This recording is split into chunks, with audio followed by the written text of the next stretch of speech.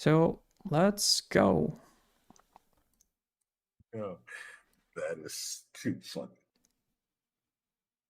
Hello and welcome back to another exciting episode of the Creation Round. Today we're celebrating our episode 200. Been doing this for 7 years now, and today we're celebrating with. Can you imagine, like 7 years? That's like, I'm actively making videos for 2 months, and I'm already a little bit tired. But 7 years, it's a lot. With Steven. That is crazy. Is the video okay? Is it not too loud? I mean, the video itself should be fine. Thing with a furry avatar, that is a bad sign. I mean, you know, I don't care personally. What I care, like, there are only 2 things that I care when it comes to people, is their words and their actions. Everything else is kind of not really important. 200 episodes. How did these all just happen to land? I did a 100th episode with Gladys yesterday, 200th episode today with you guys. How does it land so close to the Alpha 2? That was suspicious. So we did we had swapped around for a little bit. You used to do like for a little bit we were doing like once a month, then we were doing like once every other week, and then I'd said about 2. Do I understand the YouTube title correctly, that the NDA is lifted as right now? Baited! Well, technically, the NDA was lifted for this particular interview, so we had a chance to find out something new that we didn't know before. Ascalon, welcome to the stream. Once again, guys, I finally became an affiliate, and now the longer you stay on the stream, the more radiation points you get, and the more radiated you are. And you can reduce the radiation level by, I don't know, I added a few rewards for that, but I'll add more later, I guess. Yeah. Meditation. MMO, well, that's actually, yeah, thank you for scaring me. MMO meditation, thank you for following. Appreciate your support. Picked radiation just so he could say his stream was, I don't know what that word means. Whatever. Okay, let's go. 2 years ago that I wanted to do one every week, and so we've been on an every week schedule for a while now, and it just so happened to land on 200 episodes this week. That is awesome. That is so cool. You guys have, I can't believe you guys have been doing it this long. You guys always have great conversation, healthy conversations, and I'm excited to join you guys today to have some of that conversation with you. Oh, okay, cool. We are looking forward to it. Love to have you here, Steven.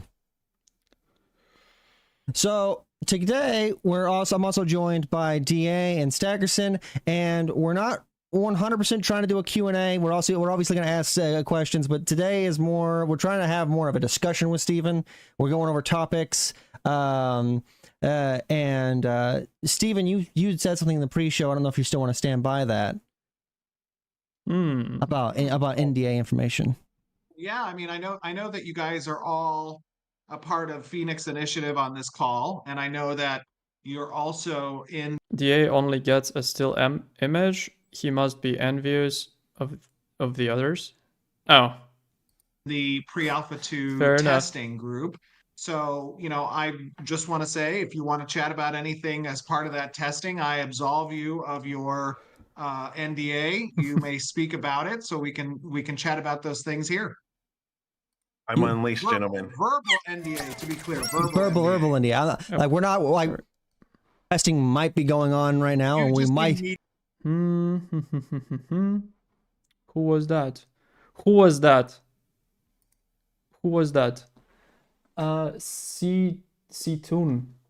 I don't know how to pronounce that. Thank you for following. Welcome to the stream. You immediately start streaming the game. I have it up right now. Me too. But all right, so getting into it, I guess. So I want to start off with. Wait, is that something from Hearthstone, if I recall correctly? with artisan classes. Let's chat about artisan classes. I've been thinking about this for a long time now, and crafting progression might not feel relevant until end game, partly due to mob drops and mob dropping completed items. The way that along with the fact that crafting just doesn't really come online until later in the game. Can I ask what you see is like the crafting and gear progression? Cthulhu is an old god, ancient one from... Oh, okay. Wait, isn't Hearthstone somehow related to World of Warcraft? Or am I... Or my memory... Yes, okay. That stuff, if you understand what I just said, because I was rambling. That's okay. No. I think the question is, right, like crafting progression and crafting relevancy throughout the leveling process. Is it something that just becomes relevant at end game, or is there an intent that throughout your level progression, crafting is a viable means of competitive gearing? And I think it's supposed to be throughout the whole leveling, not something like for the end game, right? Or am I misreading the game philosophy?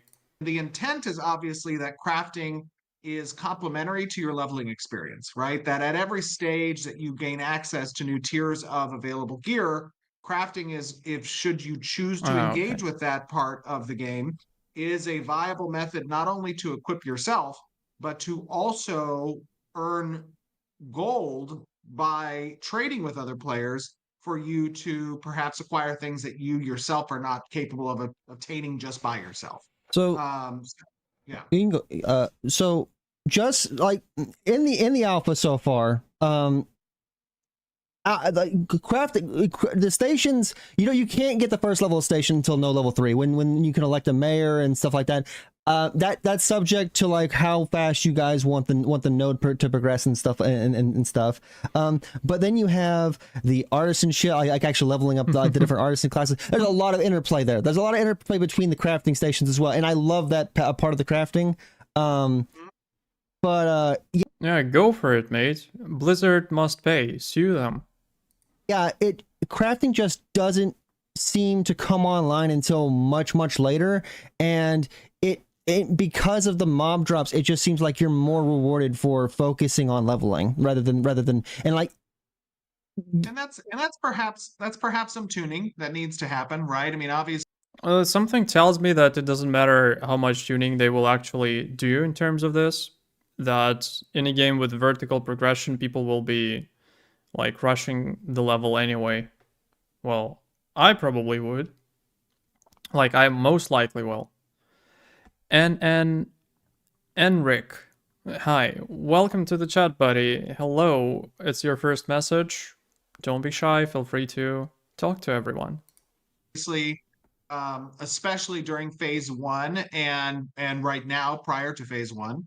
A lot of the econ work is still being tuned. Actually, just last weekend, we got a lot of our BI metrics online for the economy team, and they're making some wide arcing balance changes. A2 and beta is for me to enjoy leveling slowly. Launch is a race. Yeah, you can do basically whatever you want during alpha and beta, and prepare for the race on the launch. True.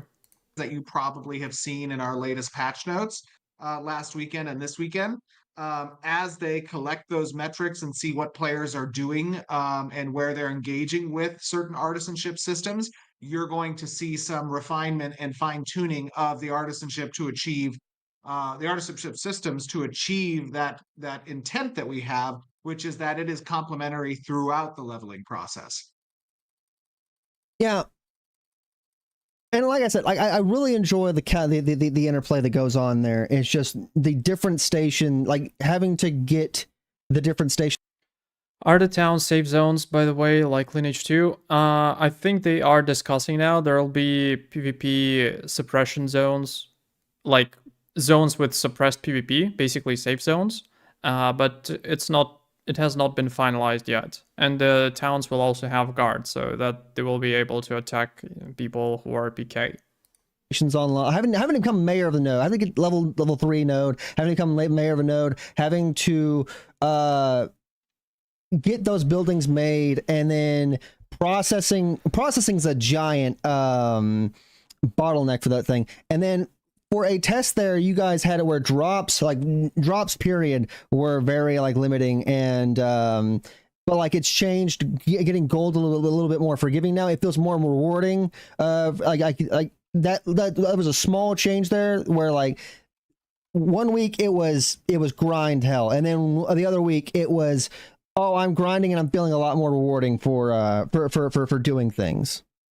Yeah, so to give you some insight there was a bug in how we treat the drop tables based off of level disparity with you and What's the difference between PvP suppression and safe zone? Well, not much of a difference.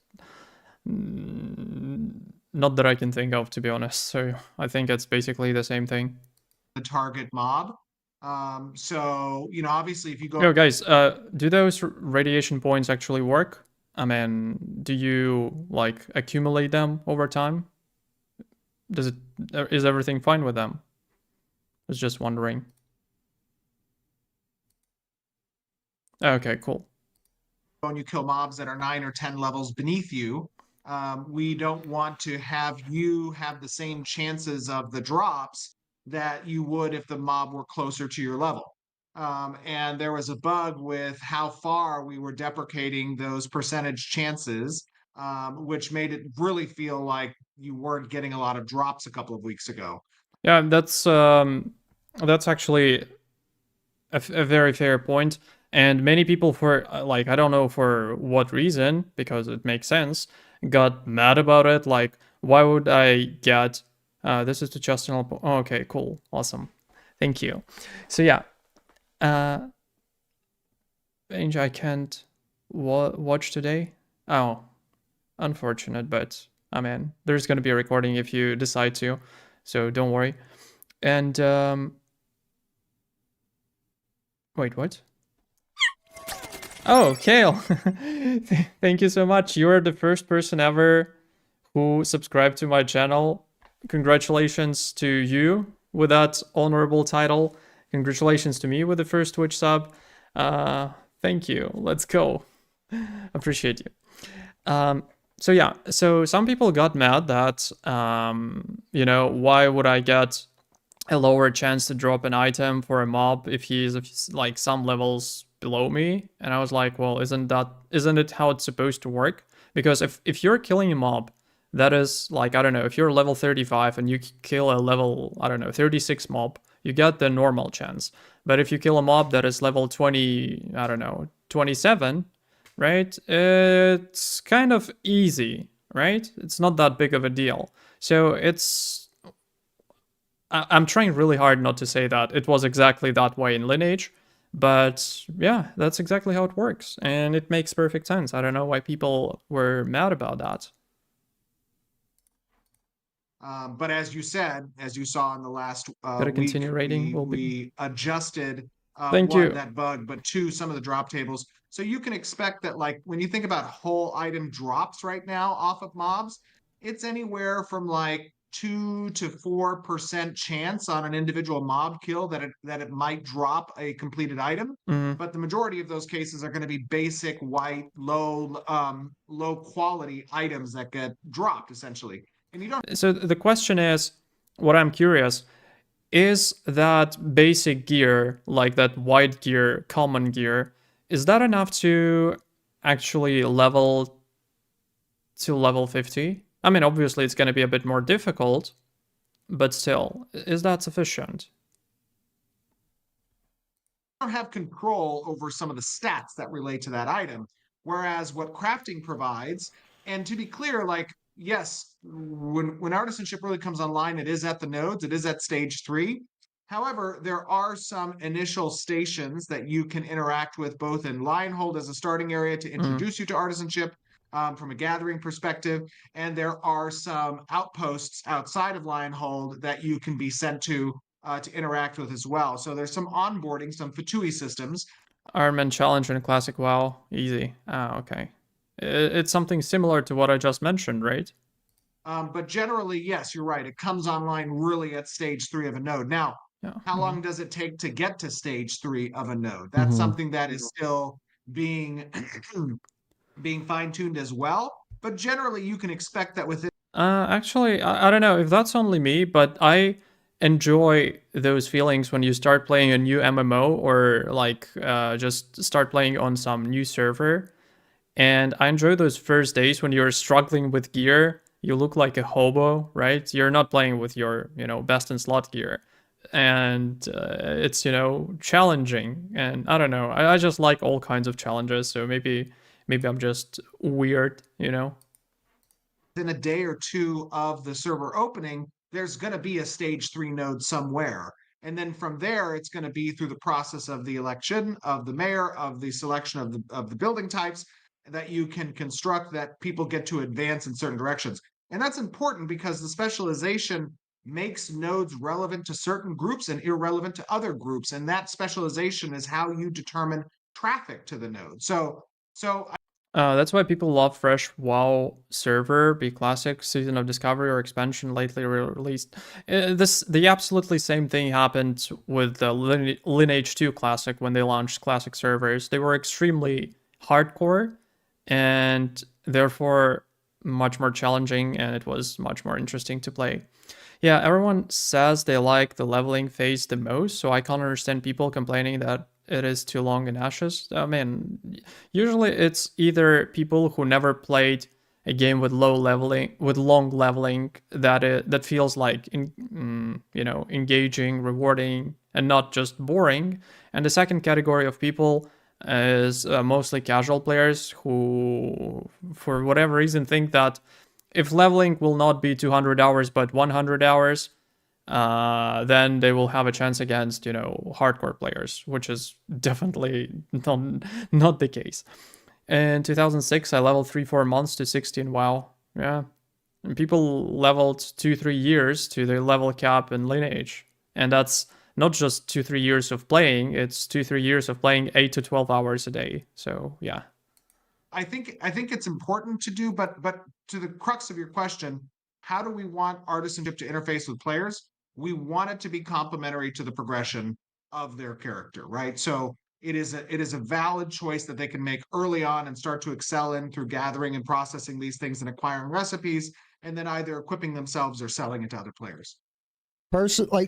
And I love that vision. I want that to be the case. I'm not saying you guys can't do it. Personally, I can't see it right now just from like experience with other games of having mobs draw. And I think it's been a point of conversation within the community as well ever since the Firebrand stuff and for a while before that. But like mobs dropping gear, you're just leveling and you're using that gear, and it takes away from the importance of crafting, and so it makes it to where crafting doesn't feel like it becomes relevant until in game, because you're also spending gold on that. It takes time and stuff like that. So I do love, I do want to see that vision come online. Yeah, go ahead. You go, Dan. I was just going to say, from the perspective of somebody who's not necessarily as much into crafting as others, I will say it does feel good to get those completed drops. One of the things that you could possibly do to make that more involved throughout that process is just having. So you guys introduced like set bonuses and sets for a lot of different monsters. That's one of the things that we noticed with the PTR, and it was. Yep. A lot of people forget how long. Wait, hang on. Oh, sorry, your messages. How do okay. A lot of people forget how long it was from 1 to 16 WoW after the release. Yeah, exactly. That's the difference as well. We were ecstatic. We were like, oh my God, like we have these full set bonuses and things like that. So I think just to incorporate that, maybe have more of those materials drop regularly so that people can go run back to the node, craft a piece for that set, and come back. That's one of the ways that you could possibly do it. But like as a non-crafter, I would say the current system does feel really good as far as rewarding you throughout that leveling process, and still being able to keep up with the carrot on the stick, if you will. Yeah, I mean, yeah. So basically, I mean, here is the difference between the opinion of crafter and non-crafter. But yeah, there has to be. They will eventually, I think, come to some kind of balance between drop gear and crafted gear, because obviously you can't force people to start crafting like from level 1, because it should be at least like, I don't know, like maybe level 10, 15, maybe 15, like, right? Not right away. So that people can actually figure out what's going on in game, get used to everything that's going on around, etc., etc. So yeah, there has to be a balance. Maybe those chances can be reviewed upon certain level, like maybe from level, I don't know, like 20, 25, etc., to kind of balance that. What you described about like material components dropping, that's all a part of our original intent with how crafting interfaces with adventuring, obviously, right? Balancing that is something that's going to be tuned as part of phase 1. It's a very important aspect of testing and reacting, especially for the economy team. So you always want to keep a balance between the adventurers who don't interface with the crafting section, that they have something to continue to progress from, whether that be from quests that provide certain pieces of gear, through mobs that drop certain pieces of gear, or if they acquire it through trade. Not everybody within the player population is an artisan who cares about crafting things. So there has to be multiple faucets, True as well. so to speak, for this gear to be introduced into the economy. Now, when you do introduce that gear, the sinks on the flip side of that coin is that as that gear becomes irrelevant and it's still an open economy, you have deconstruction that provides integral components for additional crafting as well. And that loop isn't fully completed yet. It should be within the next couple of weeks or so. But all of that contributes to the ecosystem that is artisanship. Fair enough. Just real quick from chat, Jargeki Gra ask Yokai Theater, can you ask Steven when the EU servers will pop up? I believe the EU servers are intending to pop up on the 25th. So on the 25th, we'll be launching an EU server. We might see a test of that probably next weekend for our pre-A2 testers. So apparently, yeah, they were asking about the time, but Steven didn't say the time. Maybe they don't actually know that yet, but it's still like, what, 10 days? There was 3 hours ago, not yet really. There was a tweet 3 hours ago, not yet. Wait, what? Let me see. Hang on. What kind of tweet?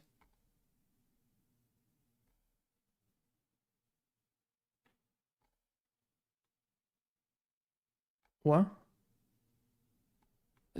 Speaking of hours, I can see announcement about maintenance, like for the website. What do you mean? The Ash is responding to question. Okay. Let's see.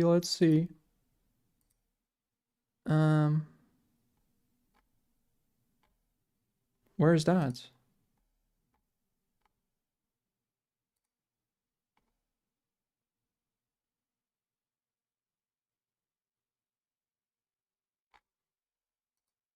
Can you please copy paste their answer in the chat for everyone? Because I can't find it.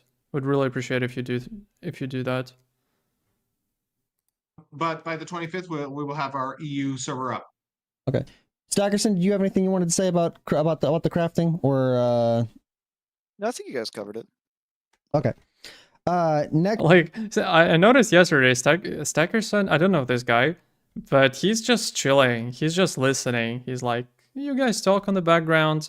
You're my, second screen content.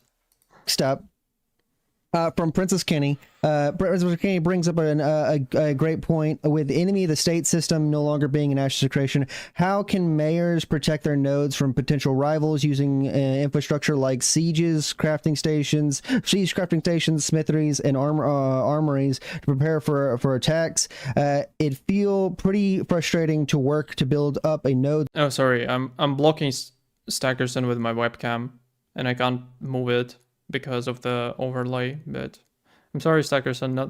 Nothing personal. My apologies. Resources only to have enemy nodes leverage them against us. Are there any mechanics in place that could help mayors significantly safeguard their node infrastructure from these kinds of threats? Well, nodes aren't. I think that's the question that they are asking, because they are very interested to get an answer, like specifically them. Because obviously, if I don't know much about Envious, but as far as I know, they have many like PI testers, Alpha 1, Alpha 2 testers, and they are a pretty big guild in NA, right? If I recall correctly.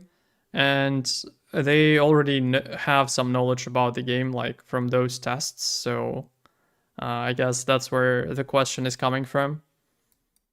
Meant to gatekeep other players who are not citizens of your node from interfacing with your node. Like traffic to your node, fees that are associated with utilizing the node services that get applied to non-citizens are directly contributing and helping your node advance by filling your coffers. So it is not the intent of the node system to gatekeep other citizens from being able to interface. It's quite the opposite of that. However, with that Brimstone Weller, hello. Everybody who's watching on YouTube, once again, sorry, I don't really look at the chat there. You might want to join the Twitch stream, because that's where everyone is hanging out. See you there. That being said, there are some systems that are in place that can still provide Found it. Can you just copy paste the message itself, not the link, because I'm not sure whether you'll be able to send the link. a quote unquote enemy of the state type of feel. That is the war systems that we've discussed, right? During a war state between nodes, those citizens become flagged for combat with each other. And guards will actively defend against the adversarial node member list. So, okay, so guards will not only kill the PK players, but also the citizens of the node that you have a war with. We have not shared what time the servers will go live on October 25th. Oh, okay. Gotcha. Okay, cool. So they don't have the time yet. So there are mechanisms by which you can have acute periods of hostile interaction, of friction. Okay. Yeah, But I think a little bit more of the concern is like, these guys are preparing for war. They've been destabilizing your zone health. They've been doing all these things to grief your node from a specific other node that's targeting.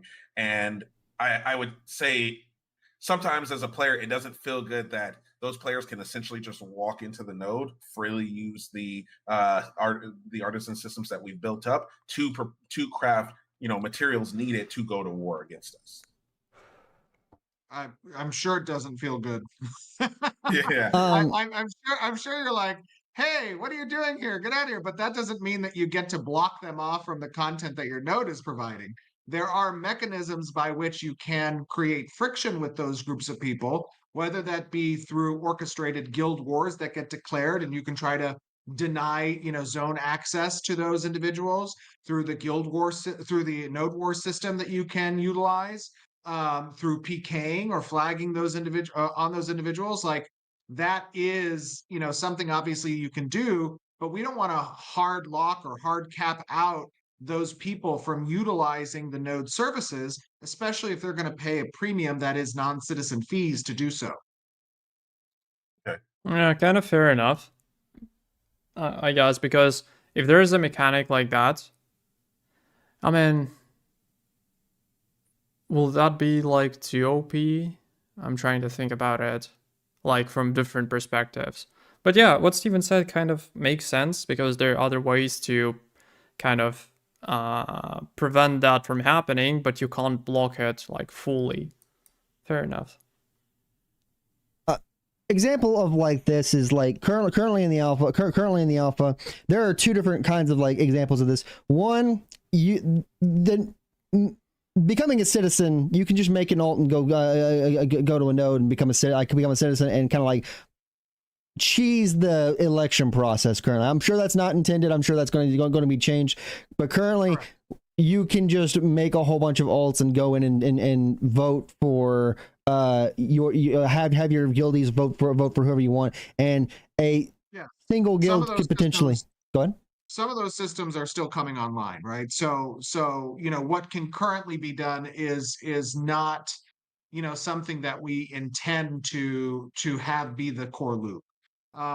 And citizenship is obviously something that is going to be fine-tuned over the course of Alpha 2. But sorry, I think I interrupted the rest of that question. Go ahead. But well, the question that I had is, for example, you have a guild of 300 players, right? And you have which type of node is that? Scientific node, right? Where there is like a democratic election. So my question is, if those 300 people, like, and citizenship is one per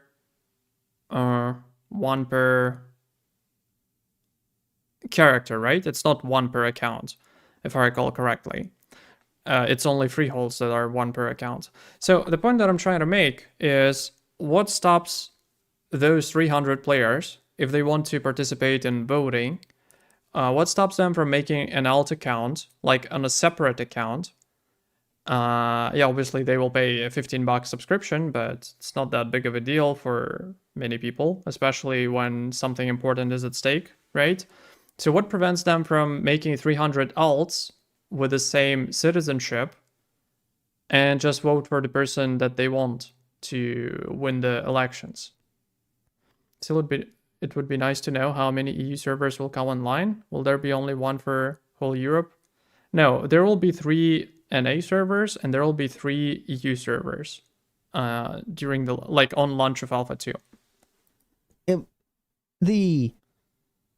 There's also another point where one group will be out leveling, or one group will put a whole bunch of time, like not even a single guild, a whole bunch of people will put in a lot of time and effort into building up a node, and then others will come in and either just PvP be PvP on stations. And I know you said the guards.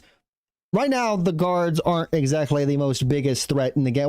We've had people that have had corruption, and they will straight up Benny Hill skit, just run them through nodes, just chasing them. Absolutely. It's very funny to watch. Yeah, absolutely. Yeah, the guards are getting an overhaul. For a while there, they weren't even reacting to corrupted players. So the guard system had some bugs in it. The corruption system is getting fine-tuned on Monday. To include the more debilitating stat dampening effects as well, which was missing. I mean, obviously, part of Alpha 2, part of any Alpha, is going to be that people are... World's first in 2004 was 60 in around 10 days. Not bad. How many hours did it take? I'm interested. If it's 10 days, maybe somewhere between 150. Simple answer, you can't stop that. If someone is willing to pay for 100 accounts, well, I don't think anyone can do something about it besides going to another node. Yeah, but it's an interesting question. Maybe I'll share it on the forum. Are less disincentivized or less deterred from doing bad things because it's a temporary alpha, right? It is not something that's going to persist. So we're probably going to need to overtune the corruption system a little bit during the alpha in order to make it more debilitating, so that that type of gameplay is more reflective of how people would be apprehensive to gain corruption when the game goes live. Yeah, on the current iteration of the corruption, I know a lot of you guys who are viewing this have had thoughts about it, but corruption right now feels big difference between people wanting world first and not. Oh yeah, really it's good. Very punishing. If you're worried that it's going to be, go ahead. It's punishing, and one of our guys had went red, and we ended up just hunting him down and killing him because he was just easy target. And he's like, I dropped 3 pieces of my gear. And, you know, we were like, yoink. Oh, man, that's a really nice shield you got there. That's a really nice. So 3 pieces of gear, that's a lot. If he PK'd one person and he dropped 3 items, that's a lot. It shouldn't be. There should be a chance for dropping one, maybe, like, I don't know, 50-50, for example. But 3 pieces at once, that's a lot for just 1 PK. But it could be done. Interesting, the difference between what we thought the leveling speed was versus what could be done. It'll be the same in Ashes. He was killed multiple times. Unless they time gate, you only get 10 levels a week for the first month. No, I don't think it's going to happen, because it obviously casuals will be happy about that, but if it hasn't been announced previously, then I don't think they will change it. Honestly, we're excited to see just the extent of how red people are going to go, and like what kind of loot what we get out of the loot pinata for popping that open. So I think you guys have done a really good job with the corruption system, and I think it's already starting off in a really great place. I would think twice even do PvP if there's a chance I lose about 30% of my gear if killed. No, it doesn't apply to PvP, it applies to PK only. It's also like it's a very big and it's not the whole gear, it's just maybe one of the items, or like 2 items that either I'm not actually sure. Does it apply only to items that you're wearing or to all items in the inventory? Because if it's all, like, technically if it's just items on you, it's kind of not right, I think, because it should apply to all items. And meanwhile, if it includes items in the inventory, then you can, circumvent the system a little bit by having your items filled up with some trash, right? Some level 1 gear thing to kind of work off corruption. Like even with level 1 corruption, it'll take you a good little bit to work it off. But yeah, corruption's in it. It might be like there's a lot of things in the test right now that I think people will be very knee-jerk reaction to. And oh yes, 100%. And maybe it's fine, punishing, like, more harsh corruption is fine on alpha, so that people actually do something else apart from just randomly killing people. You know what I mean? But on launch, it shouldn't be that harsh, I guess, because people will be, the vast overwhelming majority of people will still be playing the game, not doing some weird stuff. And I think that's valid. I think that's valid feedback for that. But I also think that people need to also play. I have a more long-term experience with it to kind of get in the feel. I've also been in this kind of situation where, like, I was like, I don't like how this functions. I don't like how this works. I'm not super. There's like, I've had criticism about certain things, but then as I played more and more, I've grown lighter on them. And also, that's a very good point. And that basically, he's talking about the representative sampling of your experience, because if you just join the game, you play for 1 hour, and then you got randomly PK'd, you might have an impression that it's very common because you got PK'd throughout 1 hour of your gameplay, right? So your sampling is only 1 hour, it's not a lot. But if you play, maybe a week and you got PK'd, I don't know, 3 times, for example, then you will realize that you're getting killed not once per hour, you're getting killed once in a couple of days. So yeah, that's a good point, actually. There's you guys are doing a lot of work as well. There's a gigantic night and day between each version. Like the live version right now and the PTR version, it's night and day. The PTR is so much like smoother, great feeling versus the live version that's going on. Oh, that's good to hear. That's some good news, I guess. Yeah, and I think those types of wide sweeping incremental kind of changes between version to version is something you're going to see really happen a lot, especially in phase 1. Quick announcement, boys who is watching on YouTube, feel free to join the Twitch stream because that's where everyone is talking. I don't really look at the chat on YouTube because I just, switch the tab from time to time. But once again, if you feel comfortable there, no problem. And that is because, the data that we're collecting with our testing group, now having invited all of the Alpha 1 testers to be part of Pre-A2 testing, they're providing us, obviously scaling that we need to see from a concurrent user standpoint, that we're able to then fine tune and our network stack around, our replication graphs around, we're finding memory stumps, we're finding memory leaks, we're finding issues that at scale become much easier to find, and even with real players, more so than what we find with our bot testing and or with our QA testing, right? Because QA works in conjunction with our bot testing as well. So it has been very instrumental to have, you guys as testers, all of the A1 testers participating, especially so religiously over these past month, 2 months, because we're getting a lot of headway. The team is testing and reacting every day to it. I think that, and I guess I'll ask this from Twitch chat. Gundle Twitch at Yokai Theater asked Steven about the nameplate distance, especially in action combat. It needs to be a ×3 the distance it currently is. This is I think the nameplate distance is currently set to around 75 meters or 100 meters. The VTuber is unbearable. Why? Wait, so they were asking about the nameplates. That's actually not a bad question, because when it comes to mass PvP and you have like 200 nameplates to be displayed, it may be not really good in terms of your FPS, I believe. That's what it affects. And we had even, like, on a server that I played in Lineage, we had an option to reduce the distance of the, like, visibility distance of the nameplates to prevent, FPS drops. Meters or so.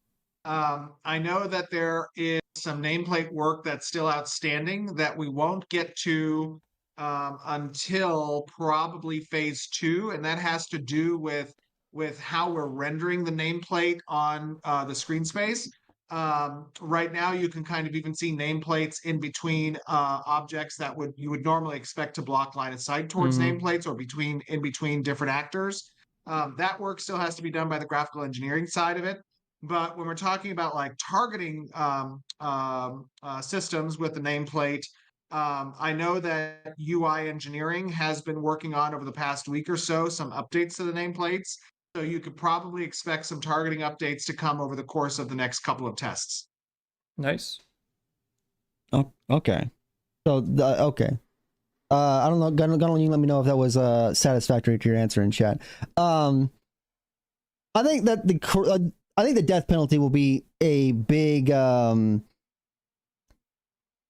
straining point for a lot of the more casual audience. In I think people will come in. Wolves are a nightmare, right? Wolves in the game right now, I think, will be love them. We love them, but like wolves for a newer player, they will get on you, kill you, and you will. I think a lot of players will start accruing a large amount of EXP debt and feel which EXP debt right now, if you're farming like equal level stuff to you, is not hard to work on. It's not.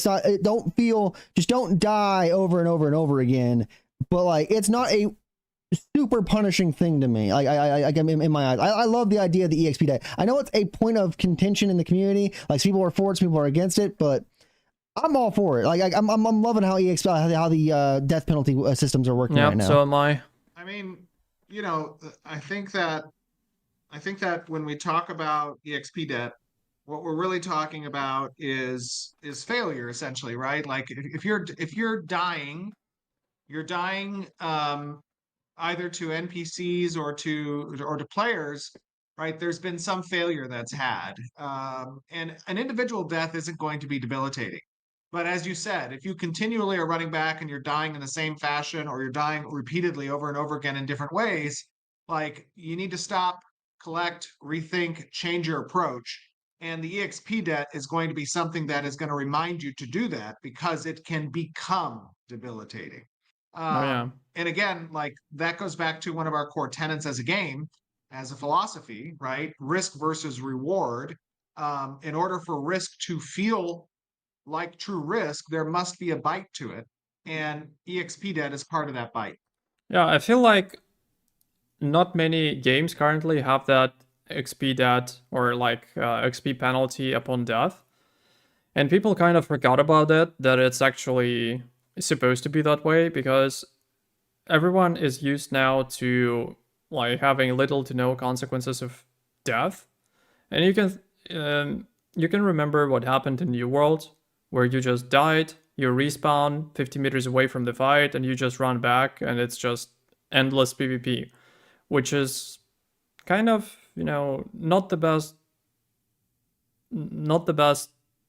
you know, thing that is supposed to happen. There has to be some sort of penalty for death, and XP debt is one of them, and it's kind of okay. Yeah. Stackerson, DA, you got anything else to say about that? I like the EXP debt. I think one of the reasons why for you, Yokai, it doesn't feel as No, I like it. I'm saying that I think okay. more casual audiences will like die to wolves and fucking. Yeah. I like EXP debt. I think I just said that. Yeah. I No, hang on. Not sure I agree with here being always a failure. Say I'm doing my thing questing alone and a group of 4 comes along and decides to kill me. Where's the failure on my side in this scenario? Wrong place and a wrong time. It's not like a failure, it's just an unlucky, you know, set of circumstances. But a group of 4, you mean a group of 4 players, which means that it's 4 players, and if they kill you, they end up being PK. So you may be not the main character in this story. The person who kills you is the main character, and it's a risk versus reward for him specifically, not for you. So he gets a reward in terms of killing you for whatever reason, but he also risks to lose his gear and suffers the consequences of going PK. So it may not be. I know many players. I'm not talking about you specifically in this case. Many players consider themselves to be like the main character in the MMO, but sometimes it's not the case. And this the situation that you described is one of those cases, right? Okay, so I can see that ads are coming, and I need to launch them so that we don't, so that they don't appear in the middle of our conversation. So I'm gonna quickly do that, and meanwhile I'll go have some, like, make myself a cup of coffee, and I'll be back in a few minutes. Hope you understand. Everyone who joined, I saw everyone, like, I have a list of your names, right? So whoever leaves now while I'm on break and making coffee, I will find you. Just think about it. Okay. Oh, sorry. There we go.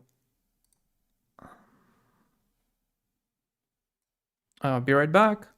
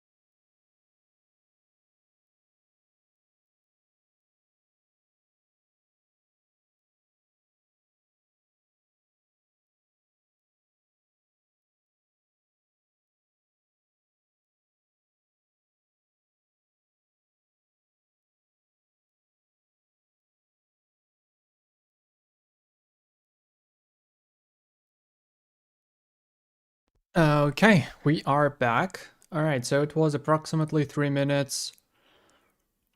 Hang on, I've made myself a cup of coffee, and I hope I will feel much better now. Okay. Running down upstairs and running back up is a lot of physical activity for me, but you know, you need to do that sometimes. And there was something else I wanted to say. Oh yeah, it's important to, as a true no-lifer, especially when it's gonna be, lunch or something, it's important to know the timings. How long does it take for me, for example, to go downstairs, make myself a coffee, and then go back up? So it's approximately 3 minutes. Good. All right. Virtus Invicta. A bit risky to do XP loss in 2024, but we'll see how the players will react. I don't think it's risky. If the game ends up being good, people will still play it, and it's not gonna be the deal breaker. Me personally, I think it is a good thing on a PvE content, but this scenario, C-Tune is laying off, for example, you shouldn't be punished by XP debt. Oh man, I don't see why not.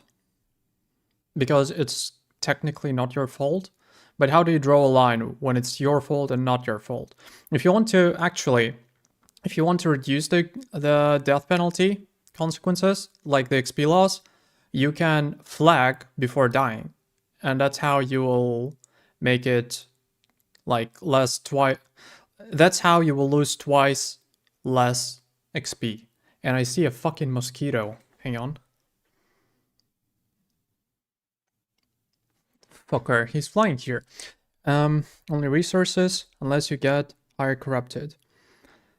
Yeah, you get like, you lose like maybe 20, I believe that number is not final, but it's approximately like 20 to 30% of resources and glint. So that's about it. No consumables, no items, obviously. So yeah, that's how it is. I think players just have to be educated that doing a little bit of some monster grind to work off that debt is just going to be part of your experience. You're going to experience death within the game, and you're going to have to work that off. It's I think that was something a little bit more akin to older MMOs where you have these like, hey, I'm not doing anything. My process. I remember all the times when our friend got drunk and went boss hunting on last levels. We spent 3 hours helping him regain XP loss. Yeah, exactly. And glint is money essentially. Well, technically yes. Yeah, I mentioned this example yesterday that people in Lineage on the most, hardcore classic servers, not the classic, on the old servers with like, the first patches, there was, what the hell is that? Hang on. What the actual fuck? Let me zoom. Camera, hello? What the fuck is that thing? Hang on, I gotta come closer. Something is sitting on the wall, and that shit looks scary as fuck. Hang on. If you'll hear me screaming now, just know that I loved you guys as brothers.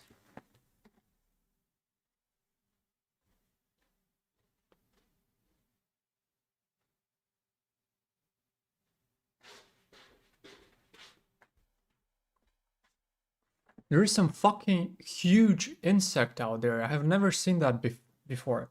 How do I deal with it? I go like I'm sorry, boys, but that shit is scary, and I'll be sleeping, and I'm gonna be afraid that this thing will fucking bite my leg when I'm sleeping. So I gotta take care of it. I'll probably find a vacuum cleaner and get rid of that shit, cause I don't know. It's kind of an unpleasant experience, I suppose. Let it live. I mean, it's a PvP server, okay? Be right back. My apologies for that.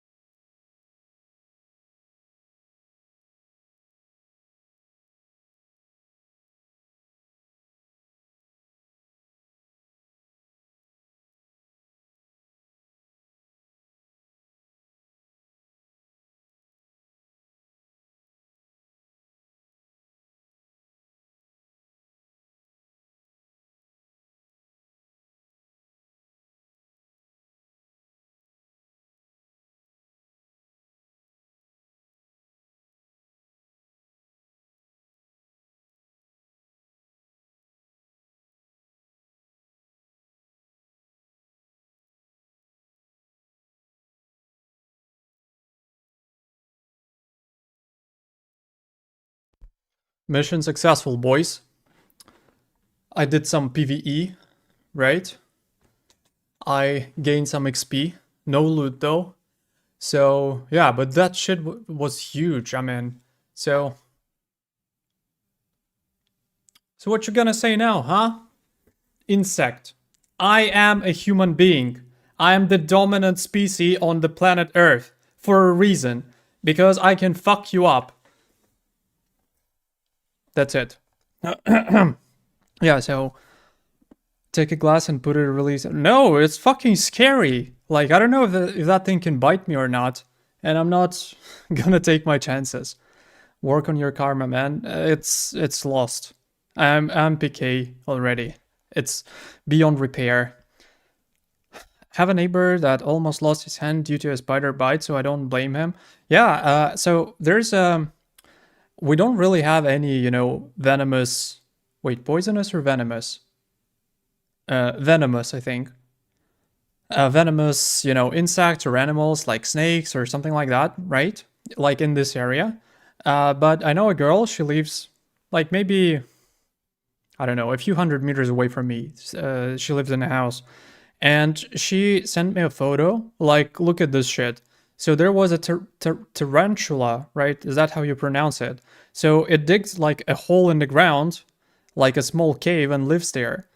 And that thing was fucking huge. It was almost like the size of my palm. And I'm like what? How did it like even appear here? Because it's, you know, scary as fuck, and it may be venomous.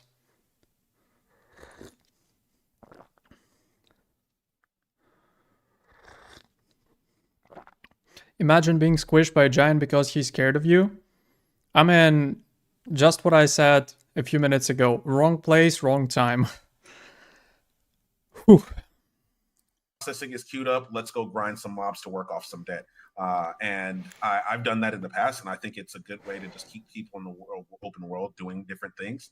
And yeah, I like what the EXP debt is and how it allows you to essentially put a hard reset on fights, especially when, you know, you're one of the problems that we've seen in other games is like the tent problem, for example, in New World, where, you know, you respawn, you get up, you just send it, and you keep sending it, and as long as you have materials on to Only 4 scorpions in the house this year. Holy like, I just imagine people living in, maybe not in cities, but in like rural area, somewhere in Australia, where shit like that can happen.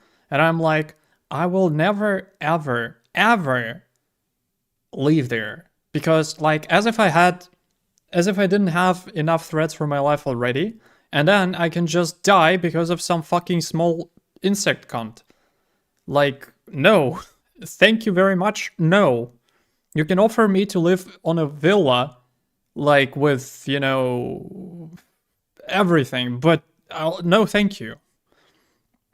And are those scorpions like poisonous? Like, I mean, what happens if they bite you? Do you die? Or what happens? No way. How is that my fault if some group member goes full asshole? I mean, if your group member does that... Oh, wait. It's a reply to something. Big Mike Gaming. Who's Big Mike? Big Mike Gaming. I haven't seen your... Oh, yeah, I see. I hope that corruption, if you're in a group and you kill a green player, the corruption is giving to the entire group. Not just the one that does the killing blow. No, it's not gonna work like that, like 200%. And it's not the way it's supposed to work. Because there'll be random groups. Like, imagine it works like that. It's gonna be a perfect scenario to, first of all, grief people. Like, people who are in the group with you. And secondly, technically you're supposed to be responsible for your own actions and decisions, not for the actions of other players. When it comes to, you know, actually the consequences. Wait, how do I phrase it properly? But no, like, collective responsibility is not how it is supposed to be, because otherwise you can just lose items because someone, not just items, but gear, just because someone did something stupid, right? A lot of scorpion are venomous, but very few are dangerous to humans. I mean, that still probably hurts if they bite you. No? We have moths the size of a bird, and a spider known as a golden orb weaver. That is this. Let me fucking Google that thing. Hang on. I'll estimate how scary it is on a scale from 1 to 10. Let's see.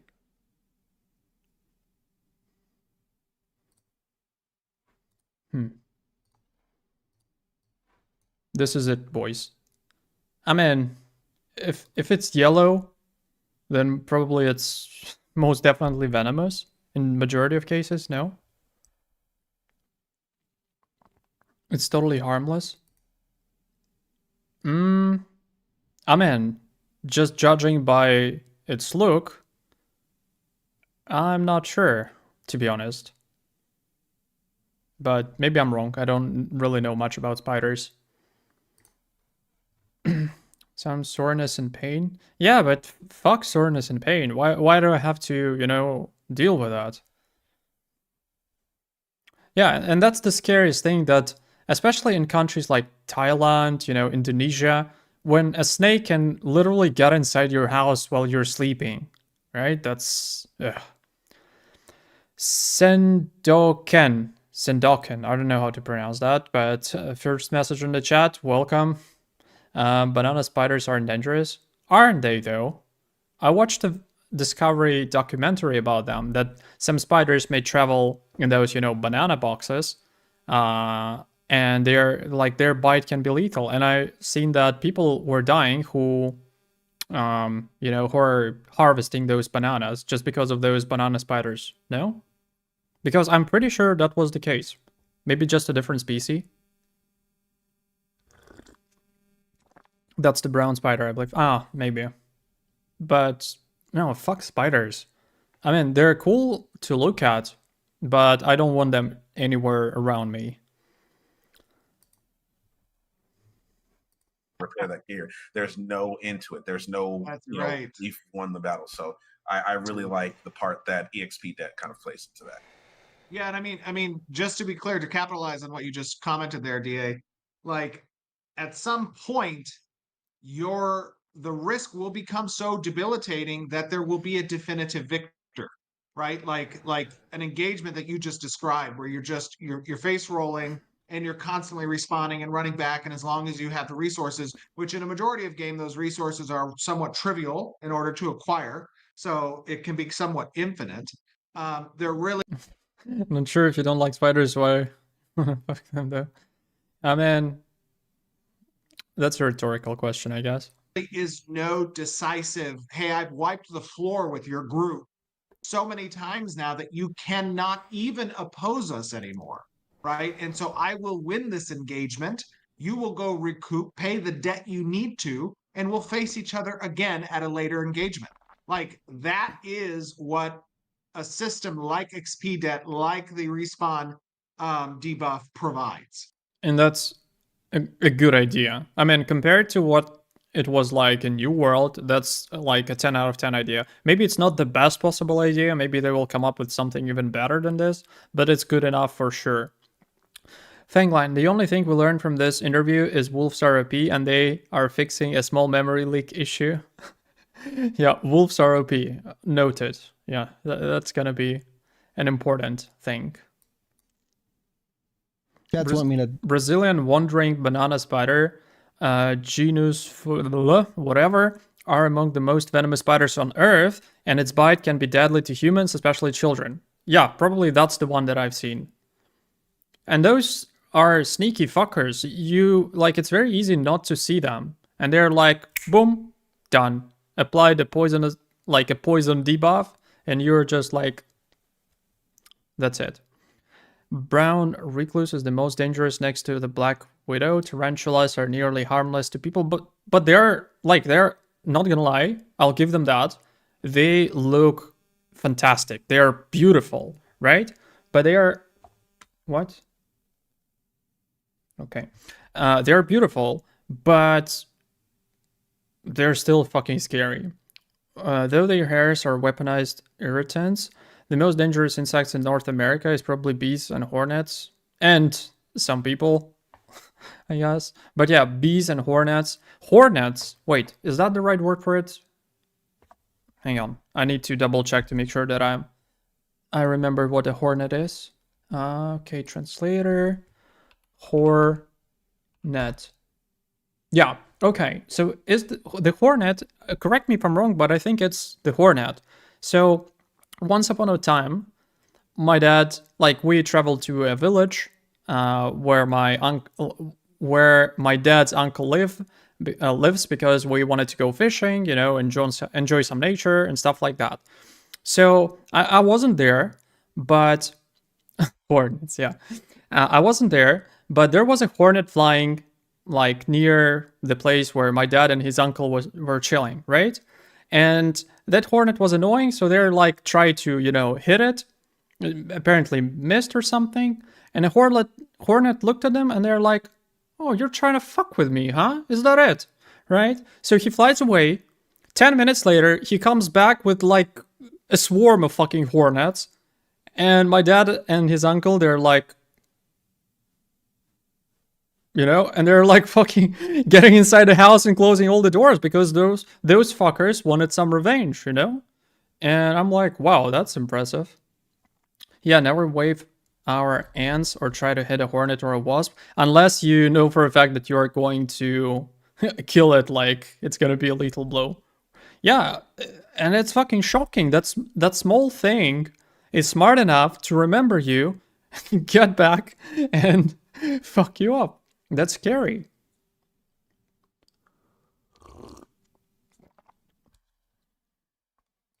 Bring up TTK. Most of the chat seems to be wanting TTK right now.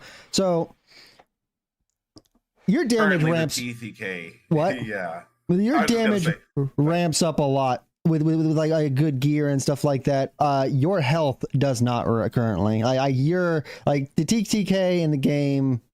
I don't know what you want to say, DA. What you want to say? Yeah, I was just gonna say, I think that that's a great point. Is the health, which you mentioned on, is the health. The damage feels fine. I think it's just a health scaling issue because they lifted NDA for this particular interview, so they were able to discuss the stuff that is normally under NDA, but during this interview, they can talk about everything basically. the damage scales so fast past the health that I get to a point where one of my abilities, as long as you're not like a healer or somebody with a high sustain tank, like a tank, I can pretty much like get a quarter of your health off with one hit. So yeah, I think the important thing to keep in mind, and make sure that people are aware of is like the data, the sentiment that we collect on TTK or any other tunable stat. They don't die when they sting you, period. They just keep tagging you with their stingers. Japanese hornets are more than capable of killing non-allergic person with just one individual. Holy shit. Wait, it's Japanese? Does it mean that they live in Japan? Because that was one of my plans when the war is over. I wanted to travel to one of the countries like either China or Japan or South Korea. Yeah, South Korea, not North Korea, because we already have one nearby. But and if there are those hornets in Japan, I just remove Japan from the list. It's going to be either South Korea or China. Because what it takes to change what you're describing is as simple as a 5-minute change list, right, to submit to the game. That's either how con scales towards HP, how damage mitigation scales, how damage values scale across ability usage. All of those things are made so that they're extremely tunable. And they did just live in Japan, now invasive in the US. I mean, guys, you have the first army in the world, the strongest army in the world. I'm pretty sure you can deal with the hornets. Japanese hornets are the size of a pill bottle. That's a huge one.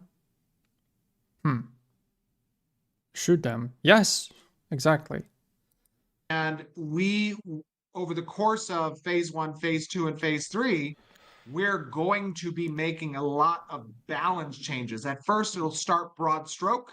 And then once those broad strokes start to dial in where we want to be, and that where we want to be is going to be partly informed by player feedback who's participating, then we will start getting more precise and specific in the strokes that we make. So This is very, very tunable stuff. That is the whole purpose of alpha. Yeah. Okay, cool. Yeah, so basically what he said is that the issue that DA mentioned is not that difficult to fix, which is good. And European Hornets can kill you too, but they are protected 99% is they sting. It's the humans' fault because they did everything possible to piss them off. Just ignore them and they lose interest fast. I mean, kinda. But what if they don't lose interest? You know? What happens then? PvP. Global warming. First, the weather and fish change. Then we get killer insects that work together to kill us. Yeah. Stackerson, you haven't had a chance to talk at I've all. been just answering questions in chat, so I don't even know what the question is. Okay, it's currently about TTK. Do you have any other thing you want to address on the TTK? I mean, I'd want it longer, but yeah. I guess I wasn't sure what has all been said about it, so I don't have anything. Hornets will most likely live in the woods and country. Go to Japan anyways.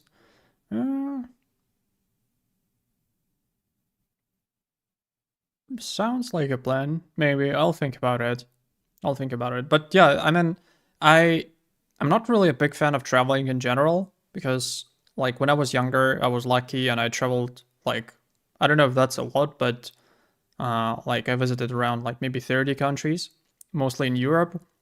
But since then, I was like, I'm not really interested because I've, what else will I possibly see, right? But, Asia, like Japan, South Korea, China, they have different, like, a very different and unique culture, let's put it that way. And it's very interesting to see it from the inside. So maybe that's the only place where I would go. And maybe, like, in addition to that, some other place, like nothing specifically, but some islands maybe, like Maldives or something like that, because I've never been there before. Don't you have lions, tigers, and bears? Oh, we? No. Maybe bears? Yeah, bears in the forest, but, well, I mean, in Carpathian Mountains probably. But no tigers and no lions. Also, hornets are hunters and feed on smaller insects, including wasps, so here's a very little chance that they will be interested in you in the first place. Come on, I'm not that boring. I think so, at least. I'll just give my opinion. Yeah, what'd you say?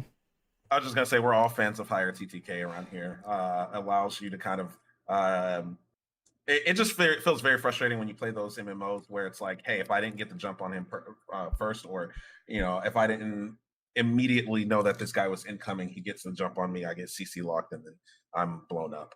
Yeah, that's a good point. A good argument in favor of slower, like longer TTK, which kind of makes sense. Because yeah, it's not a. You need at least you need to have at least a certain chance to fight back, because if TTK is very short, then you're like gone. But yeah, combat feels good for those of you who are asking about it. We got the test. Combat feels good. Once again, good for those. I'm blown up.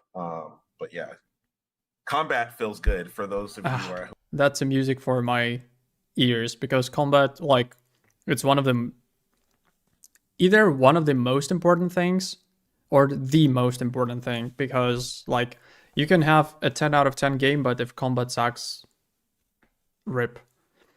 Flanker looks extra tasty for creepy crawlies.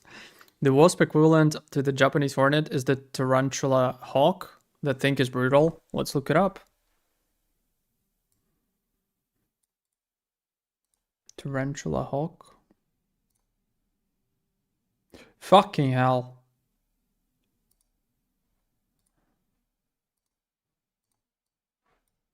Just look at this. Just look at this. If I see that thing, I'm like, bring me my flamethrower, because that shit is scary.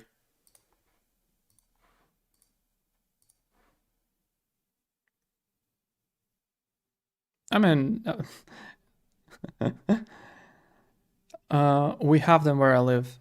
Oh wow. Have you seen them? Like, or maybe have they bitten you once? Or you got lucky? Who are asking about it. We got to test. We had a couple skirmishes against a little bit larger groups, and I mean, it's so much fun. If you're melee, the action combat feels really fucking good, except for like when you're trying to interpret. Like there's still plenty of work that like definitely feels like it needs to be done on the action camera side. The action camera feels really good. Some of the classes can't interact with the action camera as much because they have to do healing and or like range classes feel like they interact with that a little bit less. But if you're melee, action camera feels really well. But if you're in action camera, the UI there's a lot of work to be done with how you interact with UI because you're having to swap in and out of action camera constantly to. Hang on.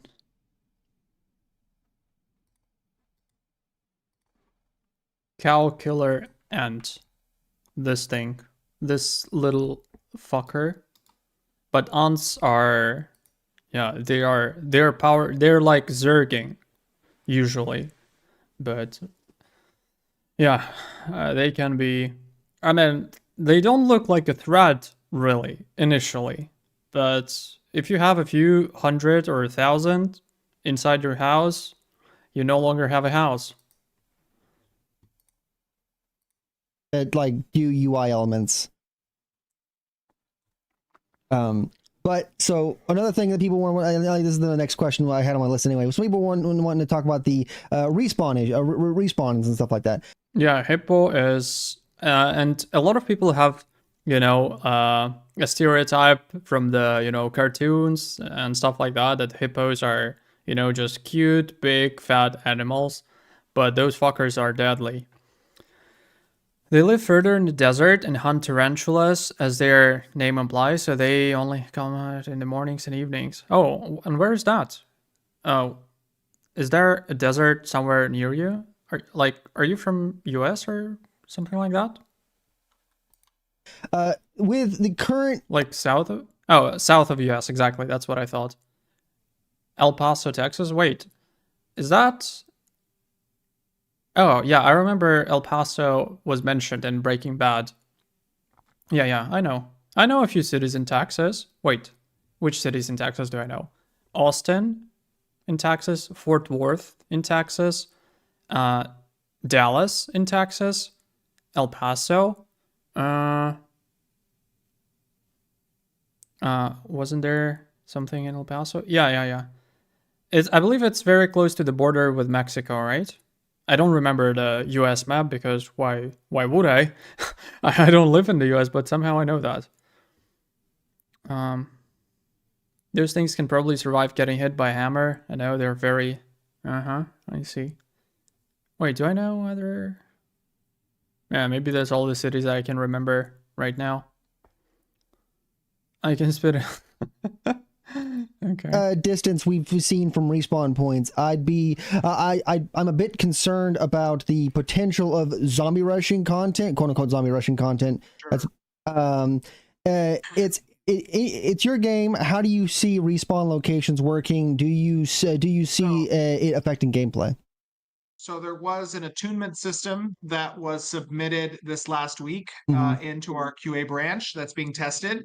And our testers should be seeing that roll out this next week.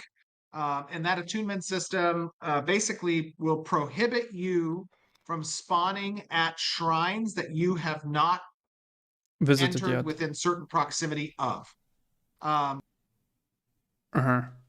You said I just Googled El Paso bad stuff.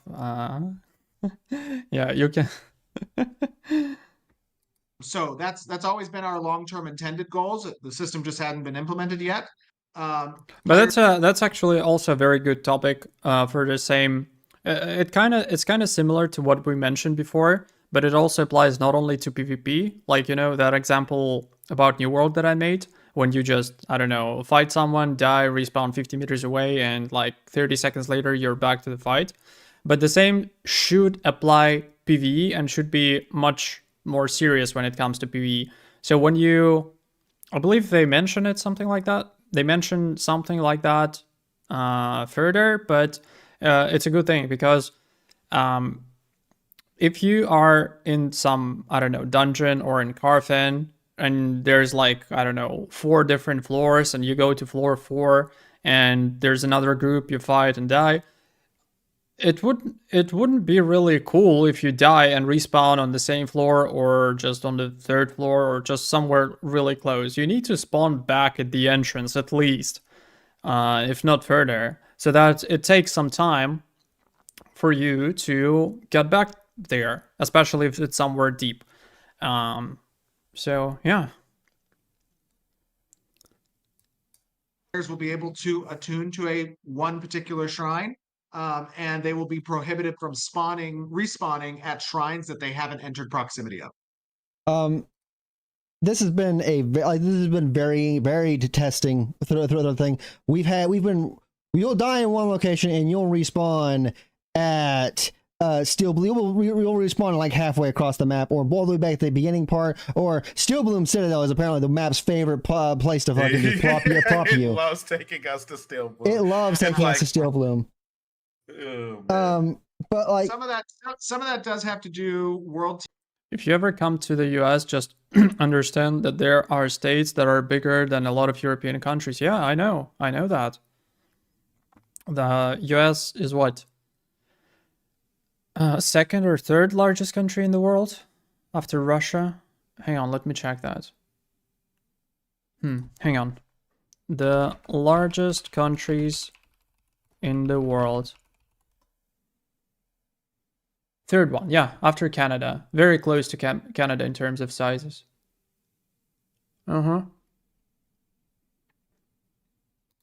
Yep. Wait. Texas. Area in kilometers square. Yeah, so Texas alone, 695,000 square kilometers. My country is, despite the fact that it's Ukraine is the largest country in Europe after Russia, is 6,003, either 6,003 or 6,001 thousand square kilometers. Canada is bigger, and that has to yeah. So yeah, Texas is basically what, 15% bigger than my whole country, like at least the full territory as it used to be, but now some territories are occupied, so it's a bit smaller. Well, it's like saying Russia is big. Most of it is uninhabitable. That's true. Like a huge percentage of that, like I believe like 70 or so, like about 70%. What is your country, Flanker? I'm from Ukraine.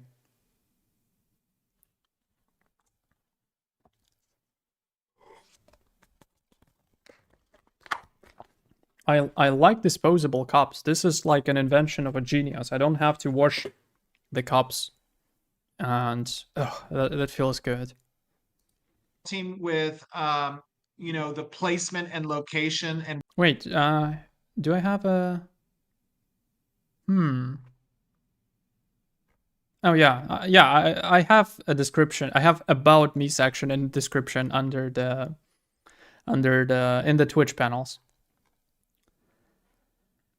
A lot of people don't realize how big the US is, and Texas is the 2nd biggest state. Yep, that's true. That's why UA in the name. Yeah, because Flanker was taken. Flanker 13 was taken because 13 is my number. I had that number on my back when I was playing paintball. Like I played paintballs for many years, like competitive, and like in Ukraine I can be considered like a semi-pro paintball player, but in US I'll probably be like D2, D3 player maybe. Oh, I don't know. I follow closely what's happening in Ukraine. Yeah, I also follow it closely, like right from my fucking window. Yeah, quite a few you are here in Croatia from the last year. Oh, now there are so many, like the number varies, but it's like from like 8 to 10 million Ukrainians left the country. So yeah, there's a lot of them everywhere. But okay, I used to play paintball competitively whenever the sport was just coming about. Yeah, and which gun did you use? I'm curious. Hang on, maybe I'll find a pic. Hang on. Do I have it somewhere? Hang on. Do I have it somewhere?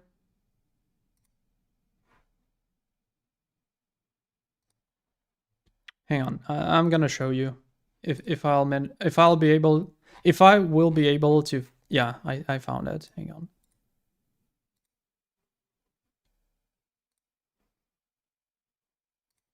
Okay, I found the pic. And yep, this is me.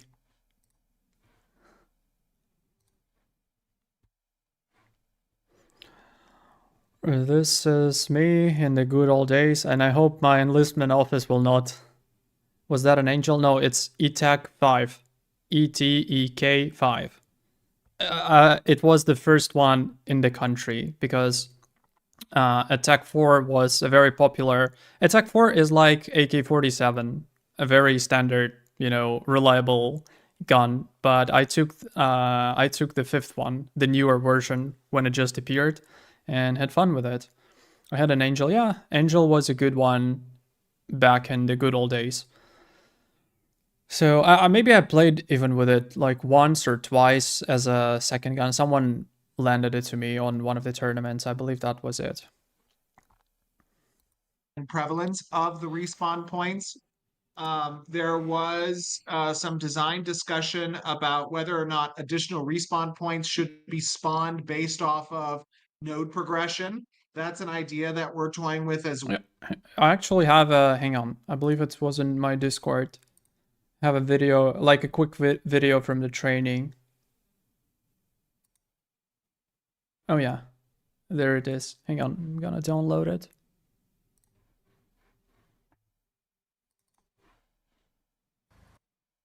Yeah, here is it. It's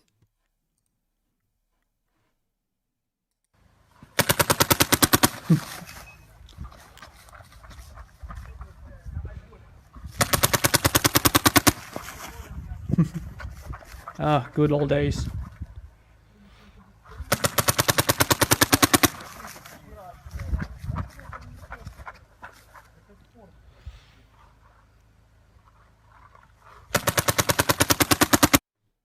Yep. Unfortunately, now I cannot do that sport anymore due to the circumstances, but I'll be back at some point. Well, but in part what you just described is like, what is the number of respawn locations that a particular zone or a particular biome should contain? And the less it has, obviously the more opportunity there is for you to spawn at further away distances from your locations. Now, the airsoft, yeah, but it's cool. It looks like more immersive and realistic a little bit, but I am not a fan of airsoft for one reason, because you can't have tournaments in it, because if you get hit, there's no mark on you. And when it comes to paintball and you get shot, you have paint on you. And also on the tournaments, when it comes to even let's say 5v5 tournaments, basically there's 10 players on the field, and there are more referees on the field than there is players. So usually it's like 12 referees for 10 players. And I mean, and even that is not always enough to prevent 100% of cheating. But yeah. Part of that has to do with the philosophy of, again, risk versus reward. Like, are you paying a price for dying that you now have to make your way back to your party? Travel is a real thing. With mounts coming online recently, after having been addressed some of the bugs with mounting and dismounting, that can mitigate obviously some of the time it takes to travel back to a location.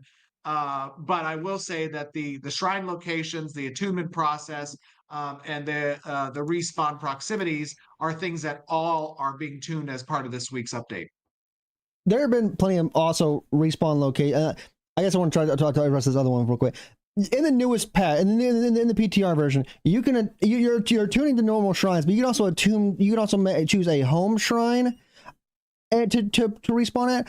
I feel like that goes against your philosophy of no fast travel. People can that's very gamifiable with like, especially with you can theoretically, let's say you're doing the gathering or farming somewhere far from the node, and you can just let the mobs kill you, lose like 20-30% of your job, but immediately teleport back. And if it takes like, I don't know, 10 minutes to get to the point, it might be like viable strategy, right? Oh god, zombies, hello. And that's a default emote, and I guess we have, yeah, I uploaded some new emotes for the followers, so I guess you will have a few more right now. I'm such a dud sometimes. UA is even in your name. Yeah, exactly. Oh, Tak Ruga, thank you so much for your sub. Appreciate you, mate. You're the second person who subscribed to my channel. I will remember your name forever. It's gonna be somewhere in my head. Yeah. Thank you for support, brother. Like, for sure, 100% it is. But just to be clear, like the home shrine applicability when we leave the Riverlands is that you can only choose to respawn at a home shrine if you're within the zone that the home shrine exists within. Otherwise, it's not a name tattoo. Like, name tattoo is not cool. Brain tattoo is is the best. valid option. Okay. Is that within its ZOI? He's like, like the map is broken up into like different ZOIs and stuff like that. Is that within the biome that like you have to be in the Riverlands, or is that within like this like the certain ZOI of that home? It's more translatable to consider it within the biome. Okay. Yeah. Okay. The biomes are fairly big. I don't know how I feel about that. I'm against fast travel. It's very gamifiable, especially when like you just die, you go back to the home tree, you go back to you set Marilith as your home instance. You go out farm a bunch of stuff, and then it's just faster to die and then go back respawn to the thing. You've lost some of the stuff, but it's faster for you that way, and you can just go off and rework off some of that EXP. That's currently kind of what it kind of feels like. I don't know if they want to like there's a tuning aspect with like how you want EXP to kind of function, or yeah, we'll see in our metrics that we collect as players interact with that system. We'll see how many. Oh, actually, speaking of the subs, I think I will. Yeah, I mentioned that previously. I'll be adding the list of the subs, of the supporters to the tell me to the video, right? The list of my supporters to every new video, basically. And also, if you're a member of my Discord server, just drop me a line there, and I'll give you a supporter role, a unique role. Many people are dying to respawn at their home at their home shrine, and that'll be part of the data set that we use in order to tune the system. You were laughing at the thing someone said, "Well, I sound like XQC, weren't you?" What? I think the home shrine thing was definitely a much needed feature. I think that kind of eliminating the ability to just unstuck is going to fix a lot of those problems. And as going forward with future tuning and whatnot, I don't think it'll be too much of an issue. The other, yeah, just to be well, because he talks too fast and slaughters. I don't know what that word means. Hang on. Let me. It's the first time I'm seeing this word. Never seen it before. Hang on. What? Oh yeah. But I mean, maybe it's just the way. Yeah, maybe it's just the way it talks. I mean, you can't really, deal with that, I guess, if you have it. So, I mean, I understand that. Oh, sorry. clear, unstuck as a feature is obviously intended for testing, right? Like that is right. As you get stuck in certain places that you shouldn't. That's a way to unbrick your character. Ah, okay. I got the reference now. The other aspect of the respawn thing of the respawning is there are another two parts I want to talk about this, but like with the when you die, you can sometimes spawn into areas that are influenced by, like, that have mobs around them, and mobs can sometimes just like murder you as you're reviving, kind of thing. And then also in PvP as well, there are a lot of times where the fight just doesn't seem like it ends until one side is camping, so whoever initiates that, one side is camping camping the spawn point. And I'm sure that's not intended for like the spawn locations, but are you talking about corruption, like people who are going corrupt spawn camping you? No, well, that too. Go ahead. I was just gonna say, I think he's more referring to the fact that, like, when you're fighting that battle, and as people kind of trickle in at the rate of that they trickle, at the distance that they have to walk back to get back to the battle, a lot of times that it feels like the battle turns into we won't completely win this until we push to the spawn point and then have them at the spawn ready to go. Yeah, that's the reason why those respawns should not be close.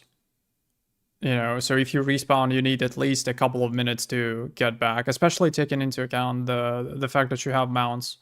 So, yeah. They need TOI to be random.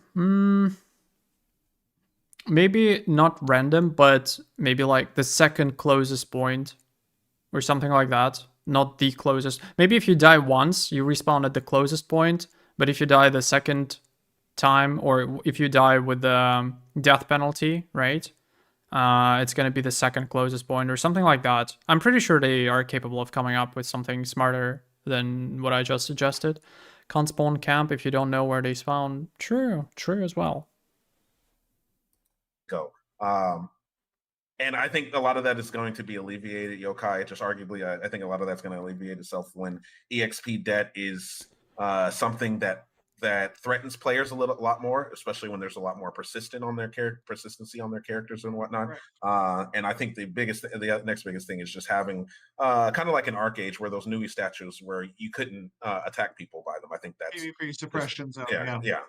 Yeah, I think the suppression zone tech just came online a couple of weeks ago for the desert biome and for the tropics biome. And that also has PvP suppression available to it, which will... 1 second, boys. Wait, what? I'm just reading a comment. There, like a comment to the video, the debate that we had. There aren't any points worth responding to from what I remember. Okay. Statements like, do you want to play this game for a long time, or do you want just to play it for a short time and go back to your beloved Fortnite, are just nonsense hypotheticals which don't relate, in my experience, to the length of leveling process.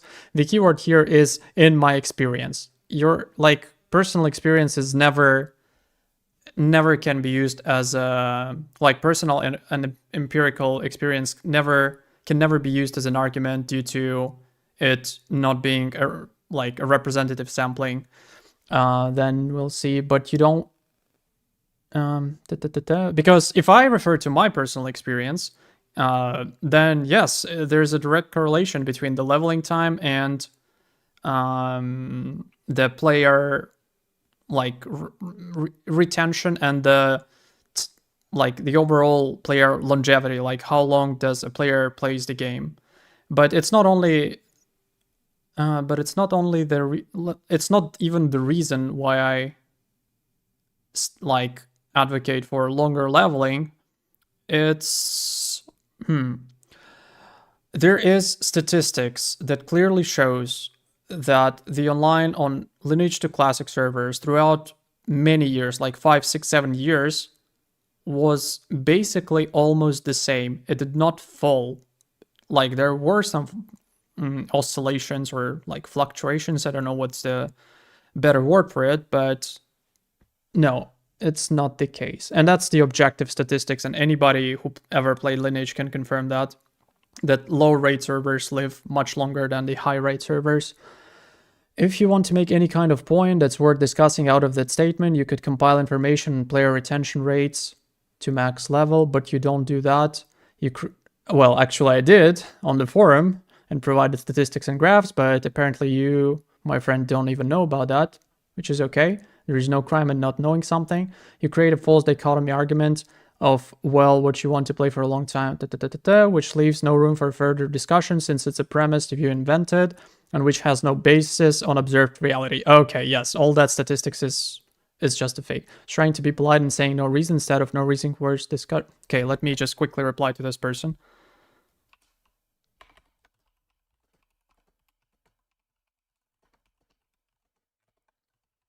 Would you be surprised to find out that what you described is exactly what I have written on the forum and provided the statistics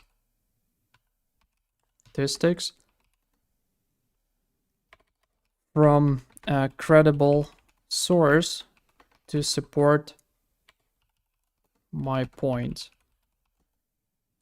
You probably don't know the whole context of this debate, which is fine,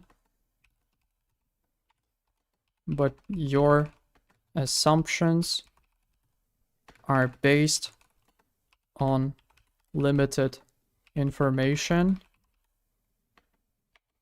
and as a result, they are simply wrong. Boom, that's it. I'm trying to be polite in the comments. This person also tried to be polite, so I don't mind replying politely. Like if you want, if you spawn and die within a few seconds of spawning at that location, there needs to be a system that says, oh, it seems like there's trouble at that graveyard, I'm going to move them. Yeah, exactly. That sounds awfully AI generated. ChatGPT make a counter argument for this. Does it though? Hang on. Let me double check. And I don't think it's AI generated. Pretty sure it's not because of the punctuation. No, it doesn't look like it. Let me use the AI detector. Hang on, to be 100% sure. And no, 0% of text is likely AI generated. It's not the case. It's just like a person doesn't know the whole the full information and the context. So that's why his point is, putting it mildly, not entirely accurate. Likely be applied within a close proximity of the respawn shrines. Okay. I guess the last part of the respawn shrine thing is that, like, say you're running a caravan or you're doing world boss content, you're doing Carfin, and you're respawning at the nearest shrine kind of thing.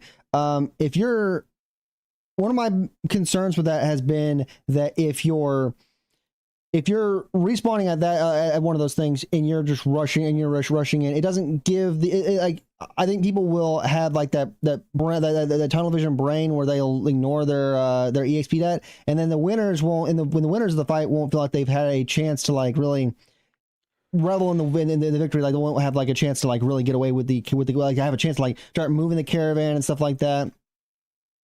I didn't really get the question, but no. The distance from the shrine has been a part where I've the distance from the shrine has been a part that I've always had like concerns about or wanted to get feedback on. And what's the question? Sorry, what's the question specifically? Oh, yeah. Do you think a player should flag for combat if they harvest the same resources node? you're trying to harvest? No.